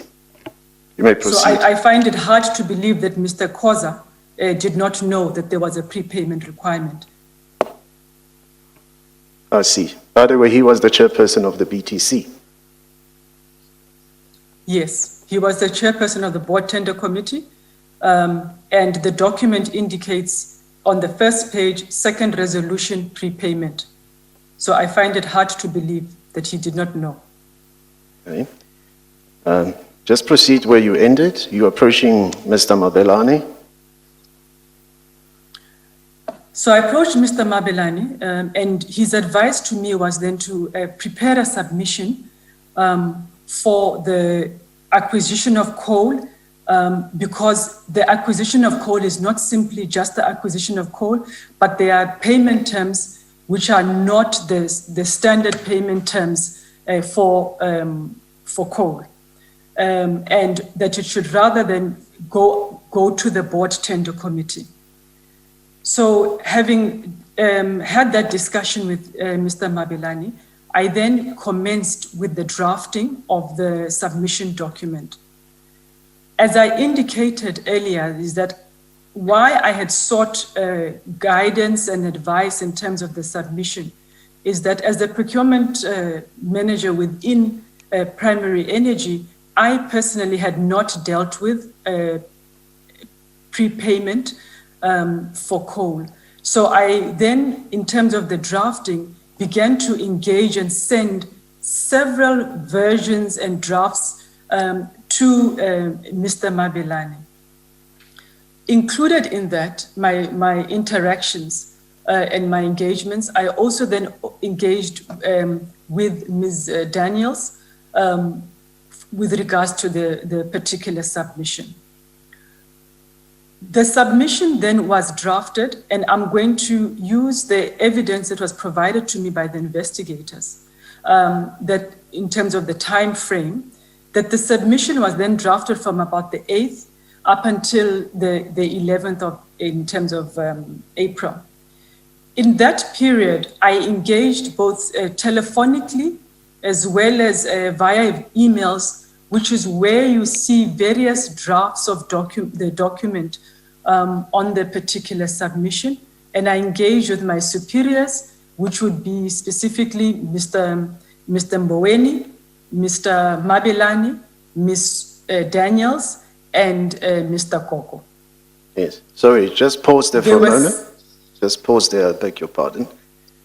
I think we should also indicate to the chairperson that the 8th is actually a Friday,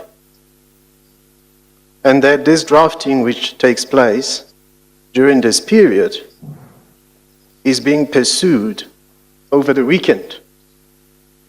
And the 11th is a Monday, when the submission is ultimately placed before the BTC. Correct? Correct. So you would have worked over the weekend exchanging the draft submission between yourself and Ms. Daniels and the officials, the executives that you have mentioned. Yes, I would have done that. As I indicated to you, I've looked at in terms of the evidence that the investigators provided to me, and I think most of the drafting looks like it was on the Sunday, based on the email exchanges that happened. But I do believe that. Oh, the line is frozen.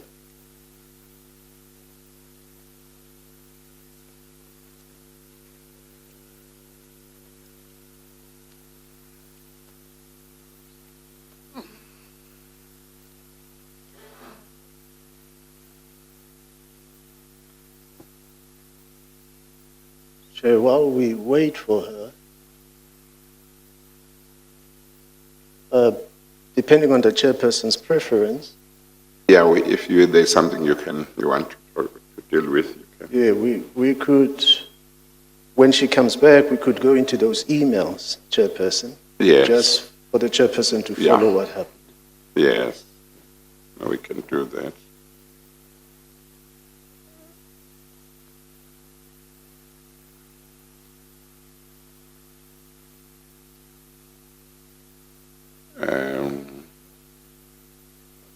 I wonder whether we should adjourn or not. I was going to propose that. Yeah, Okay, let's adjourn to enable the technicians to attend to the problem. Thank you, Chair. We adjourn.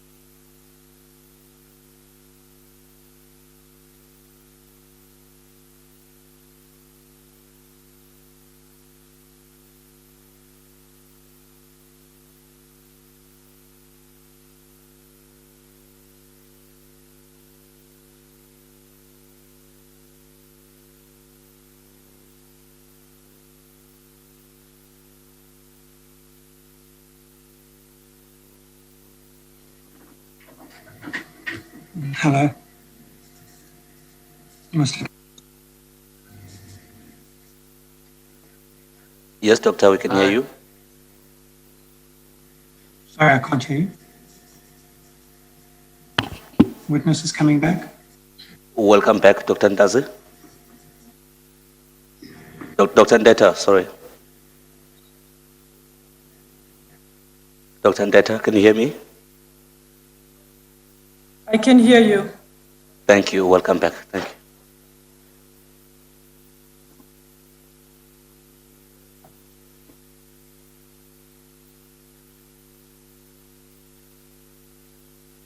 I can hear you. Yes, we can also hear you. We are about to. Apologies for that. Okay. Yes, I think there are connection issues from your side. I don't know if maybe, is there a way maybe you can try to move around and try to get a stable connection? Because the issue that we There have. actually is not. I've heard that the generators have come on. Oh. I think it's quite ironic if there's a load shedding. Oh, a power failure. Okay, okay. All right. Okay, On thank this, you. on this. So I'm hoping that it is the last time.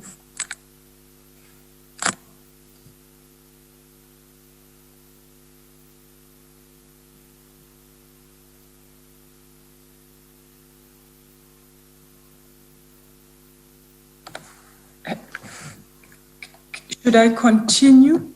I don't hear any sound coming from our side. I don't know if the evidence leader is speaking. Yes, I am just testing my microphone. Can you hear me? I'm Yes, testing. I can hear you. Yes. We have adjourned, so in order to reconnect you. Oh, Yes. apologies.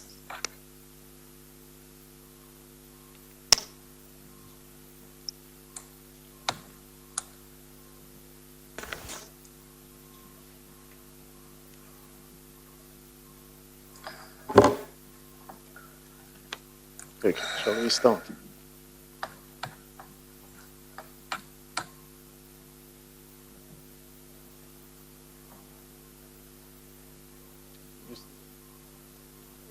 I was asking Rowan about it. Can you draw it to his attention so that it can be updated? Maybe have a sound when we're ready first. No, it's not.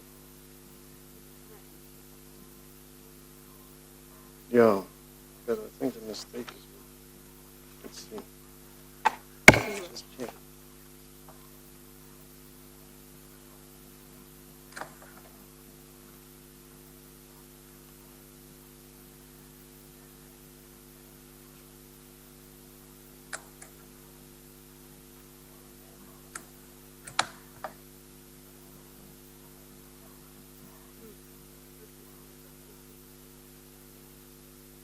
But I think we gave this document.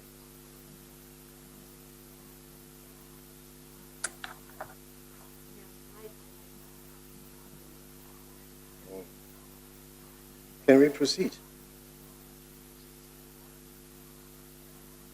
Okay, the witness is back. I think we can proceed. Yeah. Yeah, we gave her the email. She said she's about to investigate.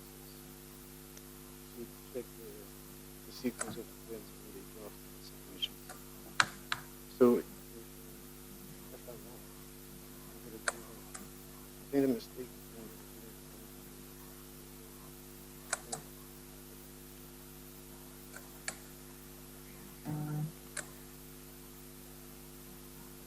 You back? You can hear? Doctor? You can hear? Yes, I can hear you. Yeah.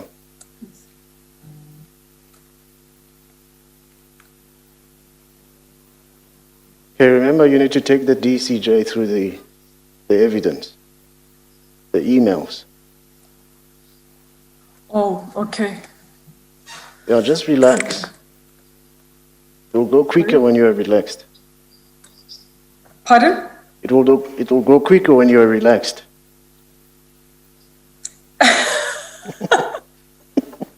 Okay. I think I'm being put off by this technology, the Wi-Fi. It's never happened, so Okay. it's really putting me off.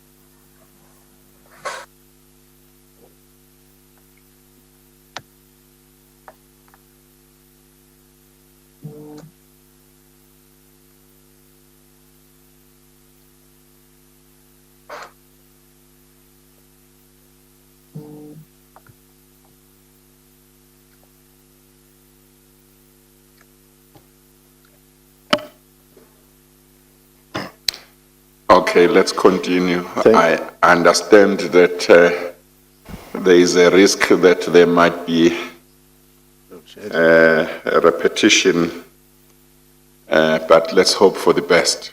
Yes, Chair. Yes. Okay, all right. Dr. Nteta was apparently experiencing load shedding, but they are now, she said to us they are using the generators. Okay. No. Thank you, Dr. Nteta. Let's hope everything will go well. Yes. So Dr. Nteta, you recall where you were. That's the drafting of the submission. The drafting is done Yes. over the weekend. And I think if you if you can, please, you need to take the chairperson through the evidence. So if you could go to the annexures, show the chairperson, this is the email that was sent from yourself to Ms. Daniels or Mr. Mboweni. I think you should do so. Thank you. Okay, I will try my best. Yeah. If you need the page references, I can also assist you. Okay, thank you. So I was at the, in terms of the drafting of the submissions. I also just omitted to indicate as well, on the 8th of April, and in fact in the times leading up to that, we also, within primary energy, we have a division, so we have an activation which is called the Primary Energy Tactical Command Center. And this Primary Energy Tactical Command Center, the evidence leader will then want me to take you to it is actually in one of the submissions I got is U27, MMK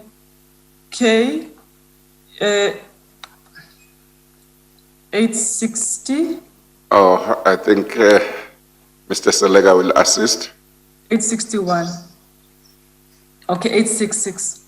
Is that the page? Is that I'm the page referring number? you to it just as a reference point as well for this primary energy tactical command centers. So when there is Hang on. an issue Hang on, in terms of Dr. Nteta. You have referred us to a certain page. Yes. I think you are referring to some memo in that page, if I'm not mistaken. Do you want us to go there or it's not necessary? I don't think it is necessary, but I will allow for the evidence leader to guide if you Yes, if okay. you need to look at it. All right, I'm okay. going to mention it in passing. Yeah, okay. Okay. Just say again what it is. I think you were mentioning what that document is. Yes. So the Primary Energy Department has what we call a tactical command center, which gets activated when there is an issue with regards to predominantly the supply of coal. So I'm referring to this particular meeting, and I'm also referring to this particular event, because that particular event was happening on the 8th of April. So what was in terms of the lead-up, there was a supplier that was wanting to provide coal. There was an issue in terms of we were not meeting the requirements for, in terms of the expected requirements for coal. And the Primary Energy Tactical Command Center had indicated that we need to start looking for additional coal. This particular division, this Tactical Command Center is what would then initiate in terms of the requirement or the need, which the procurement person, which is the fuel sourcing person, would then act on. I provide that as just background. So now so there was a requirement for coal. The Tactical Command Center had also indicated that we require coal, and the supplier was then looking in terms of coal, and I approached Mr. Mabelane in terms of guidance, in terms of how do we then take this transaction forward, bearing in mind there are some conditions that relate to prepayment. Now, leading to the exchange of emails that happened over the weekend.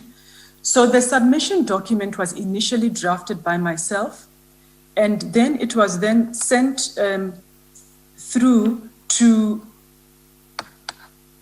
Ms. Daniels, Mr. Mabelane, Mr. Mboweni, and Mr. Koko. I would like to request, and this is delegating upwards, I would like to request the evidence leader to just indicate the annexure with regards to the emails that were sent on Sunday. Yes. Chair, that's page, ESCOM Bundle 14, page 189. Page 189. Okay, I've got it.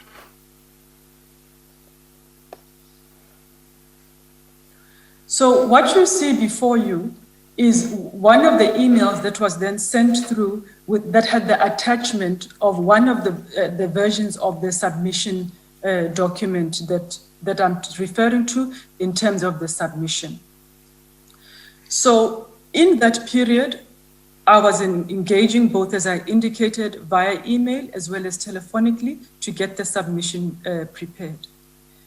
The morning of the 11th, my principals had received the particular document and they had comments with regards to the various documents for which they would then call me. And when I say principals, I will speak about Ms. Daniels, Mr. Mabelani, Mr. Mboweni, and Mr. Ko. They called me with regards to inputs for the particular submission. They also provided inputs via email in terms of track changes, comments with regards to the document. The date is now the 11th of April, and it is just hang on one second, Dr. Nteta. So Yes. the attachment to the email at page 189 was the draft, was the executive summary that starts at page 190. Is that right? Yes.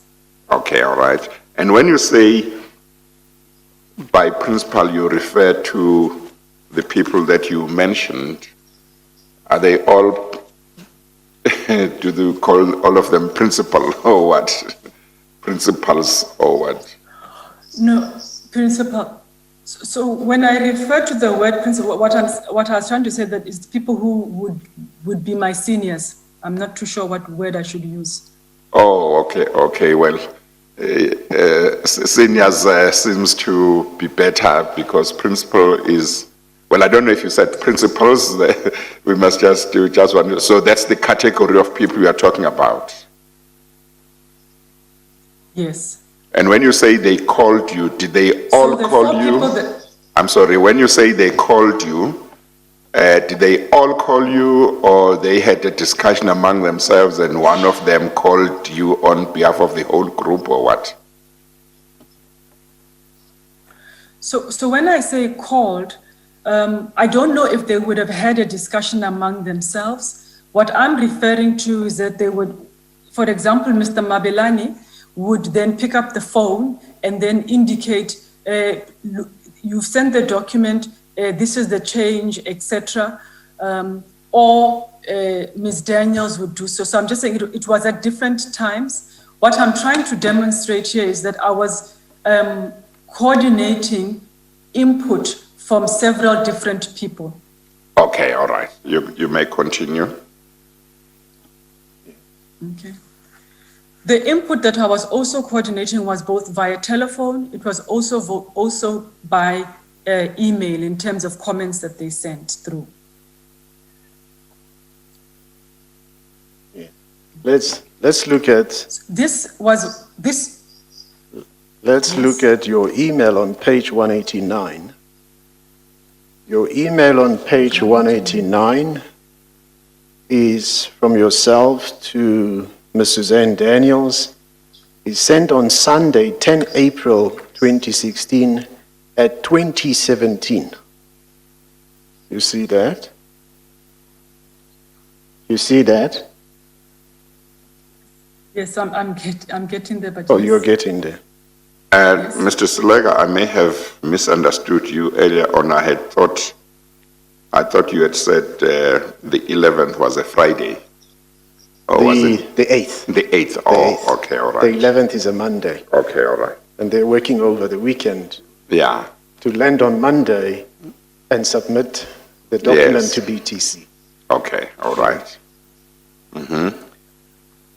You are there now, Dr. Nteta? Yes. Okay. She's using the electronic version, so it takes a while for her to get to the right page. Yes, I'm on 14190, executive summary. Okay, Yes. I wanted you to be on the page before that, which is your email to Ms. Suzanne Daniels. And there you write, "Hi, please see attached executive summary. I have not addressed the prepayment issue. It is in the resolution only. Regards, Ayanda." You see that? Yes, I see that. Yes. Can you explain to the chairperson what you meant by that statement? "I have not addressed the prepayment issue. It is in the resolution only." So that particular statement in the email was to highlight to Ms. Daniels that the resolution in terms of the request for a prepayment is in the resolution. Now, the general document is about a 4 to 5 page document.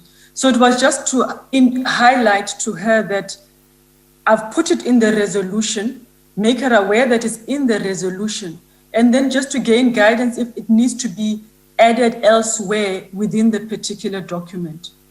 Okay, now go to page 190. Go to page 190. 190. Yes, the next Yes. page. Just please guide us as to Yes, what is the resolution in this document it is. where the prepayment is incorporated. So I see on page 190, you have paragraph 1. So the resolution is in, Yeah, carry on. yeah. So where it was highlighting that is in paragraph 2 in terms of resolution required, and it is 2.2, which says to provide a prepayment of the 500 million for coal to be supplied, that particular resolution. Yes. Now, I think you need to tell the chairperson also who came up with the amount of 500 million rand. So with regards to the 500 million, it would have been an estimate in terms of the calculation of the rand value versus times the rand per gigajoule at the time. So you would.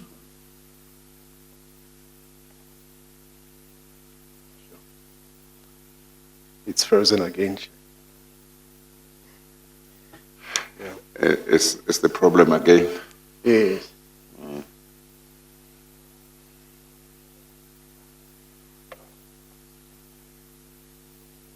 Is it from her side?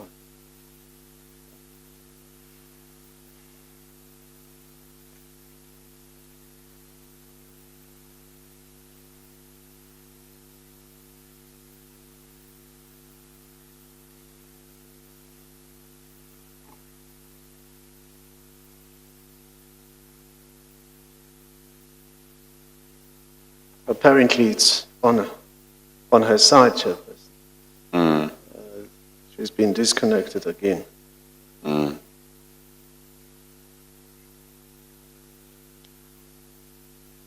Yeah.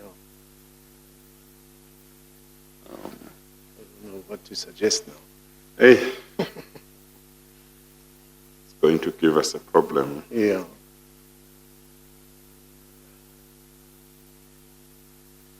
And actually, but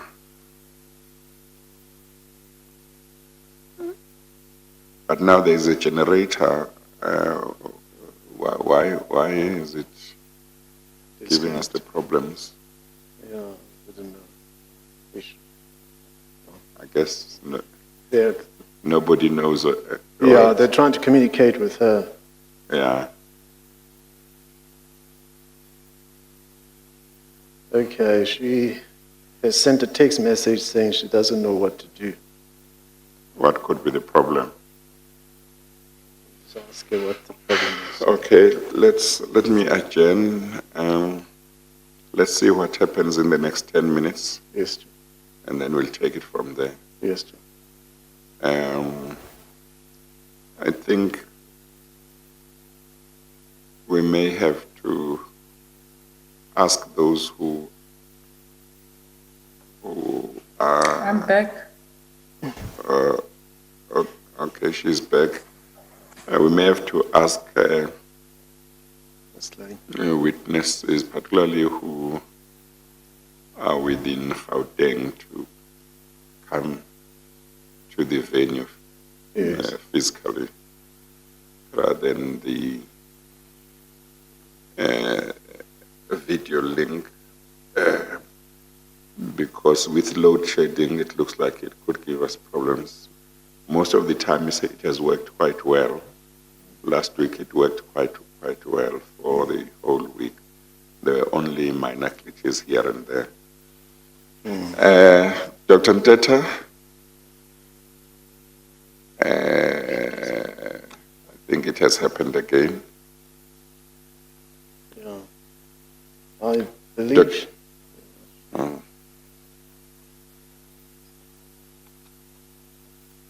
Yeah, unfortunately, she's not in Gauteng. Chair.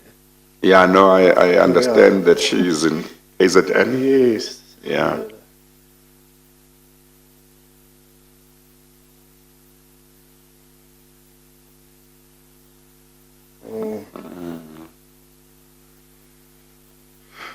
Okay. Maybe she's going I'm to. back. Okay, all right.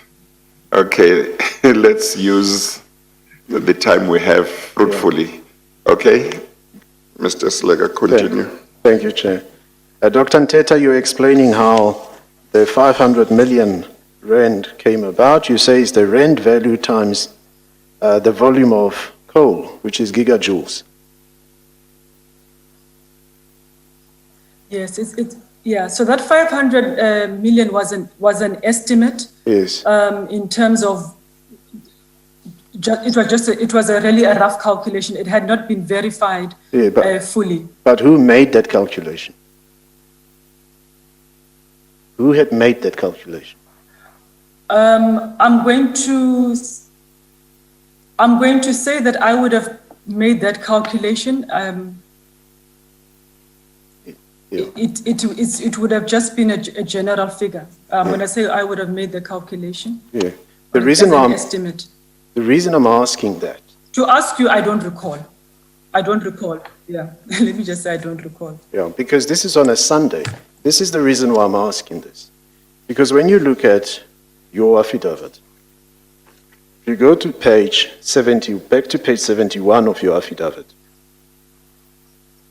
paragraph 8.4.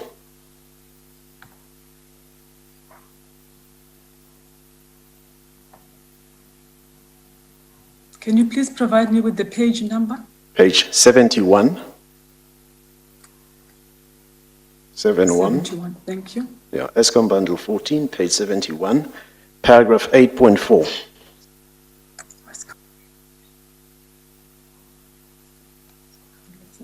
Yeah. Yes. In that paragraph, you say that Mr. Nath indicated that Tegeta wished to supply coal from OCM to ESCOM. I cannot recall whether Mr. Nath and I had talked about any quantities or process at this stage. So if volumes, which is quantities, you can't recall whether or not they were talked about, how would you have made the calculation to arrive at the 500 million rand? So in my affidavit, my attempt is to provide a narrative in terms of the discussions that we had. Yes. So at the very beginning of the discussions, all I was trying to just put across is that he indicated initially that they have coal. In our subsequent conversations, there would have been a figure and also a quantity that is an indicative quantity that is provided, as well as an indicative cost that is provided. So by the time that we're talking on the 8th, then there would have been some sort of an indicative pricing and quantity, as well as a duration that in terms of the period as well. So in my affidavit, I was just simply trying to say in the beginning, the first conversations that we had, I cannot recall if, Yes. what we had settled in terms of the volumes and the gigajoule price. Yes, there is a question I have. I think you did touch on this last time as we were beginning to go into this aspect. By this time, just confirm to the chairperson, by this time of the negotiations or Mr. Nath approaching you and you drafting the submission over the weekend, he has not given you in writing the offer that he's making to Eskom.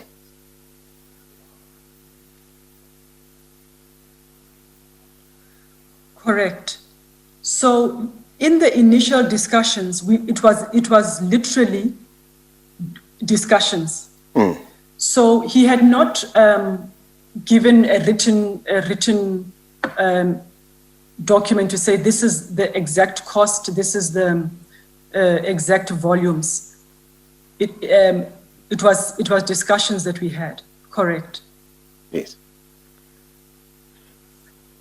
Now, we know that, and we will take it step by step, your estimation, which you say it is, of 500 million rand, it ended up being 659 million rand prepayment to get. Correct. Can you tell the chairperson, how did the amount move from 500 million rand estimation to 659 million rand exact payment to get? Okay. So with regards to Well, I'm sorry. Million to I'm sorry, Dr. 659, Nteta. as I indicated to you earlier, is that the I'm sorry, Dr. Nteta. Pardon? I thought I had somebody speaking. Yes, I'm sorry. Yes. The question that Mr. Selega has asked is quite important, but I think before that I may have missed something as to how the initial amount came about, the 500 million. How did that amount, how was it arrived at?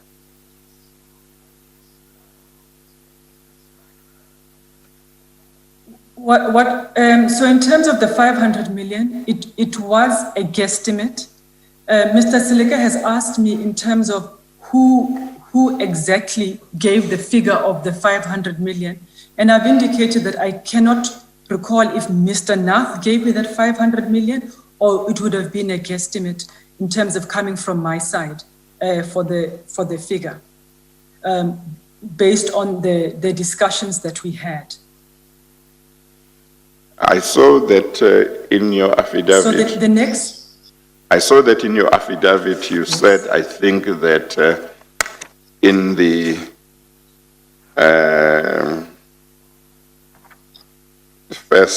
initial discussions, I think you said, but you must correct me if I've misunderstood your affidavit. In the initial discussions with Mr. Nath, there was no discussion of quantities and the costs. Did that change before the 11th or before the first draft, before the draft of the executive summary that is at page 190? Did that change?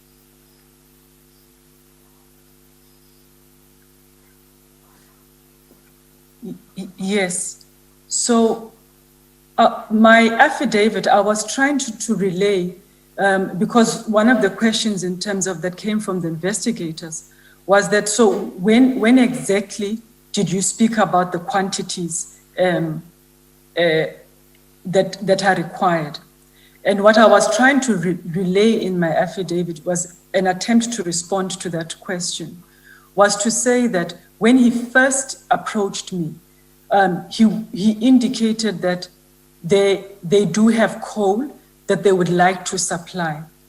Now, we had subsequent conversations, because at the time, when I had said it's around about end of March, I would say, they were still supplying coal. So like, okay, you have coal, and we begin to say, yes, there would be an interest for the coal.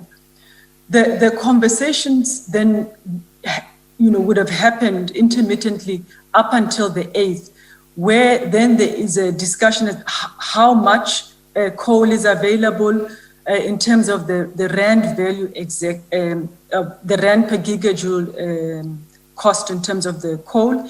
And then that is where we then put the figure in terms of the estimate in terms of the 500, whatever figure it is, in this case it'd be 500 million. But that particular figure would then be verified before we finalize the document. Okay, no, thank you. I have tried to answer both the chairperson and the evidence leader's question. Well, the evidence leader nods with so you must have answered both. Not the last one, Chair. But, well, that's what I was thinking, that I didn't seem to have heard how the figure moved from 500 million to the ultimate figure. Do you want to address that question? Okay. So in terms of getting to the 500 million to the ultimate figure, so at the point where the evidence leader is indicating in terms of that particular page 190, at that point, I had really, in terms of the submission, just grounded a number. And I will tell you, there was no scientific basis of it in terms of just an estimate. My subsequent email, when I then sent it through to we agreed, my seniors, indicates that, and that would be the next evidence or the next annexure. My document indicates, my email indicates that I would need to then verify these particular numbers with finance, and that really just to talk to what is the volume, what is the rand per gigajoule to get to the figure of the 659. So that final figure would have come from whatever volume that is finalized and the rand per gigajoule. So that change happened during the course, I think, and I'm saying this based on the documentation, not necessarily based on my recollection. So that change from 500 million to 650 would have then come, I'm going to say, within the day of the 11th. Once again, I'm saying I'm basing it on the documentation. Oh. So you do not have an independent recollection? Pardon? You do not have an independent recollection of what transpired? I do not have an independent recollection, no. There's a question I have, but before I ask you that question, which email are you referring to as your next piece of evidence? So the email that I'm referring to is the email that starts with good evening. I'm getting to it. It starts with good evening, but it's sent on the morning of the 11th at 7:22. I'm trying to get to that particular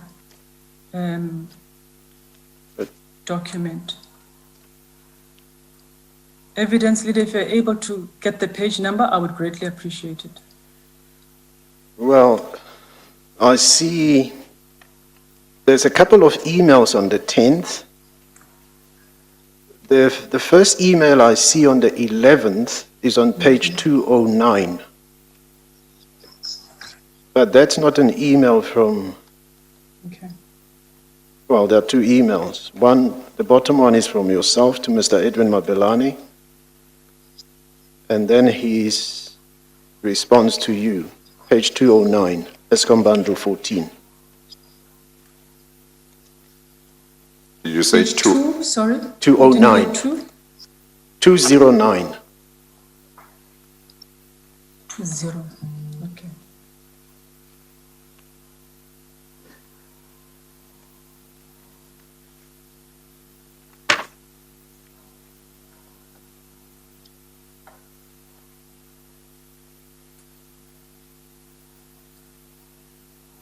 Because I think, Apologies, I just take some time to get to this.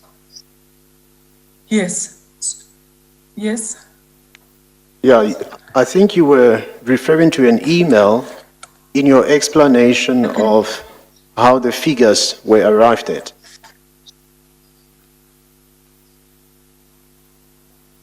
Yes. So what I was just trying to relay to the chairperson and to the evidence leader was just in terms of I was trying to relay the movement in terms of the 500 million to the 659 and saying that, just recalling my recollection, which is not independent, is based on the documentation, is saying that that particular concretization of the figure would have come based on the Monday, is what I was just trying to explain. I had recalling going through the evidence, one of the emails that was shown to me was one where I'd saying that I'm going to do so. I'm going to check in terms of finance as to that particular number. But to ask me to independently remember that move, I do not independently do so. I'm relying on the evidence. You see, there is evidence before the Commission that at the same time as Eskom is doing this exercise, yourself involved, and in particular in what you call an estimated figure of 500 million rand, there's parallel information of what transpires at the same time when this is happening. And that relates to this, that Tegeta and Ogbay were in the process of acquiring Optimum at the time. You can hear me? Yes, I can hear you, evidence leader. Yes. And, you know, for you, I don't know, you don't have the advantage of the first leg of the process. We are now in the second leg of the process. The first leg relates to the board making an approval of 1.68 billion rand. This is now the second leg of the process, where a figure you come up with a figure which is so surprisingly close to the figure that Tegeta requires in order to make the final payment of the purchase price to acquire OCM. And what happens is, and I'll give you a chance to comment, the evidence before the Commission,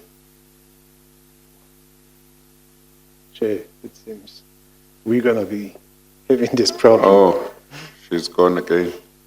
Yeah. Oh no. Just communicate.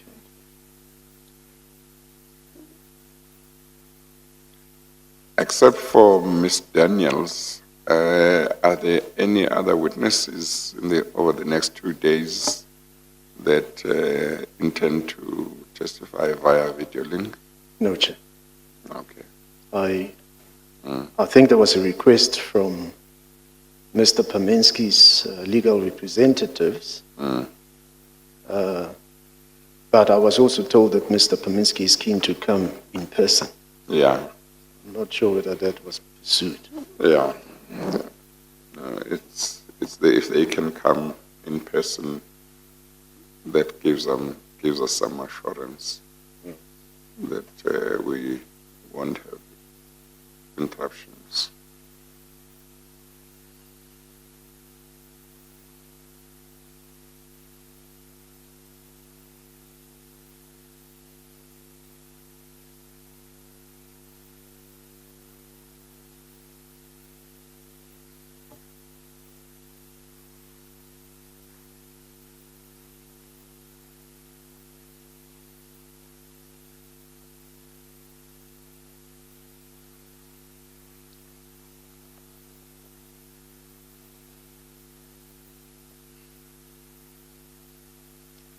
I wonder whether we shouldn't just take lunch now. It's 1:45, then return at 1:45. Hopefully,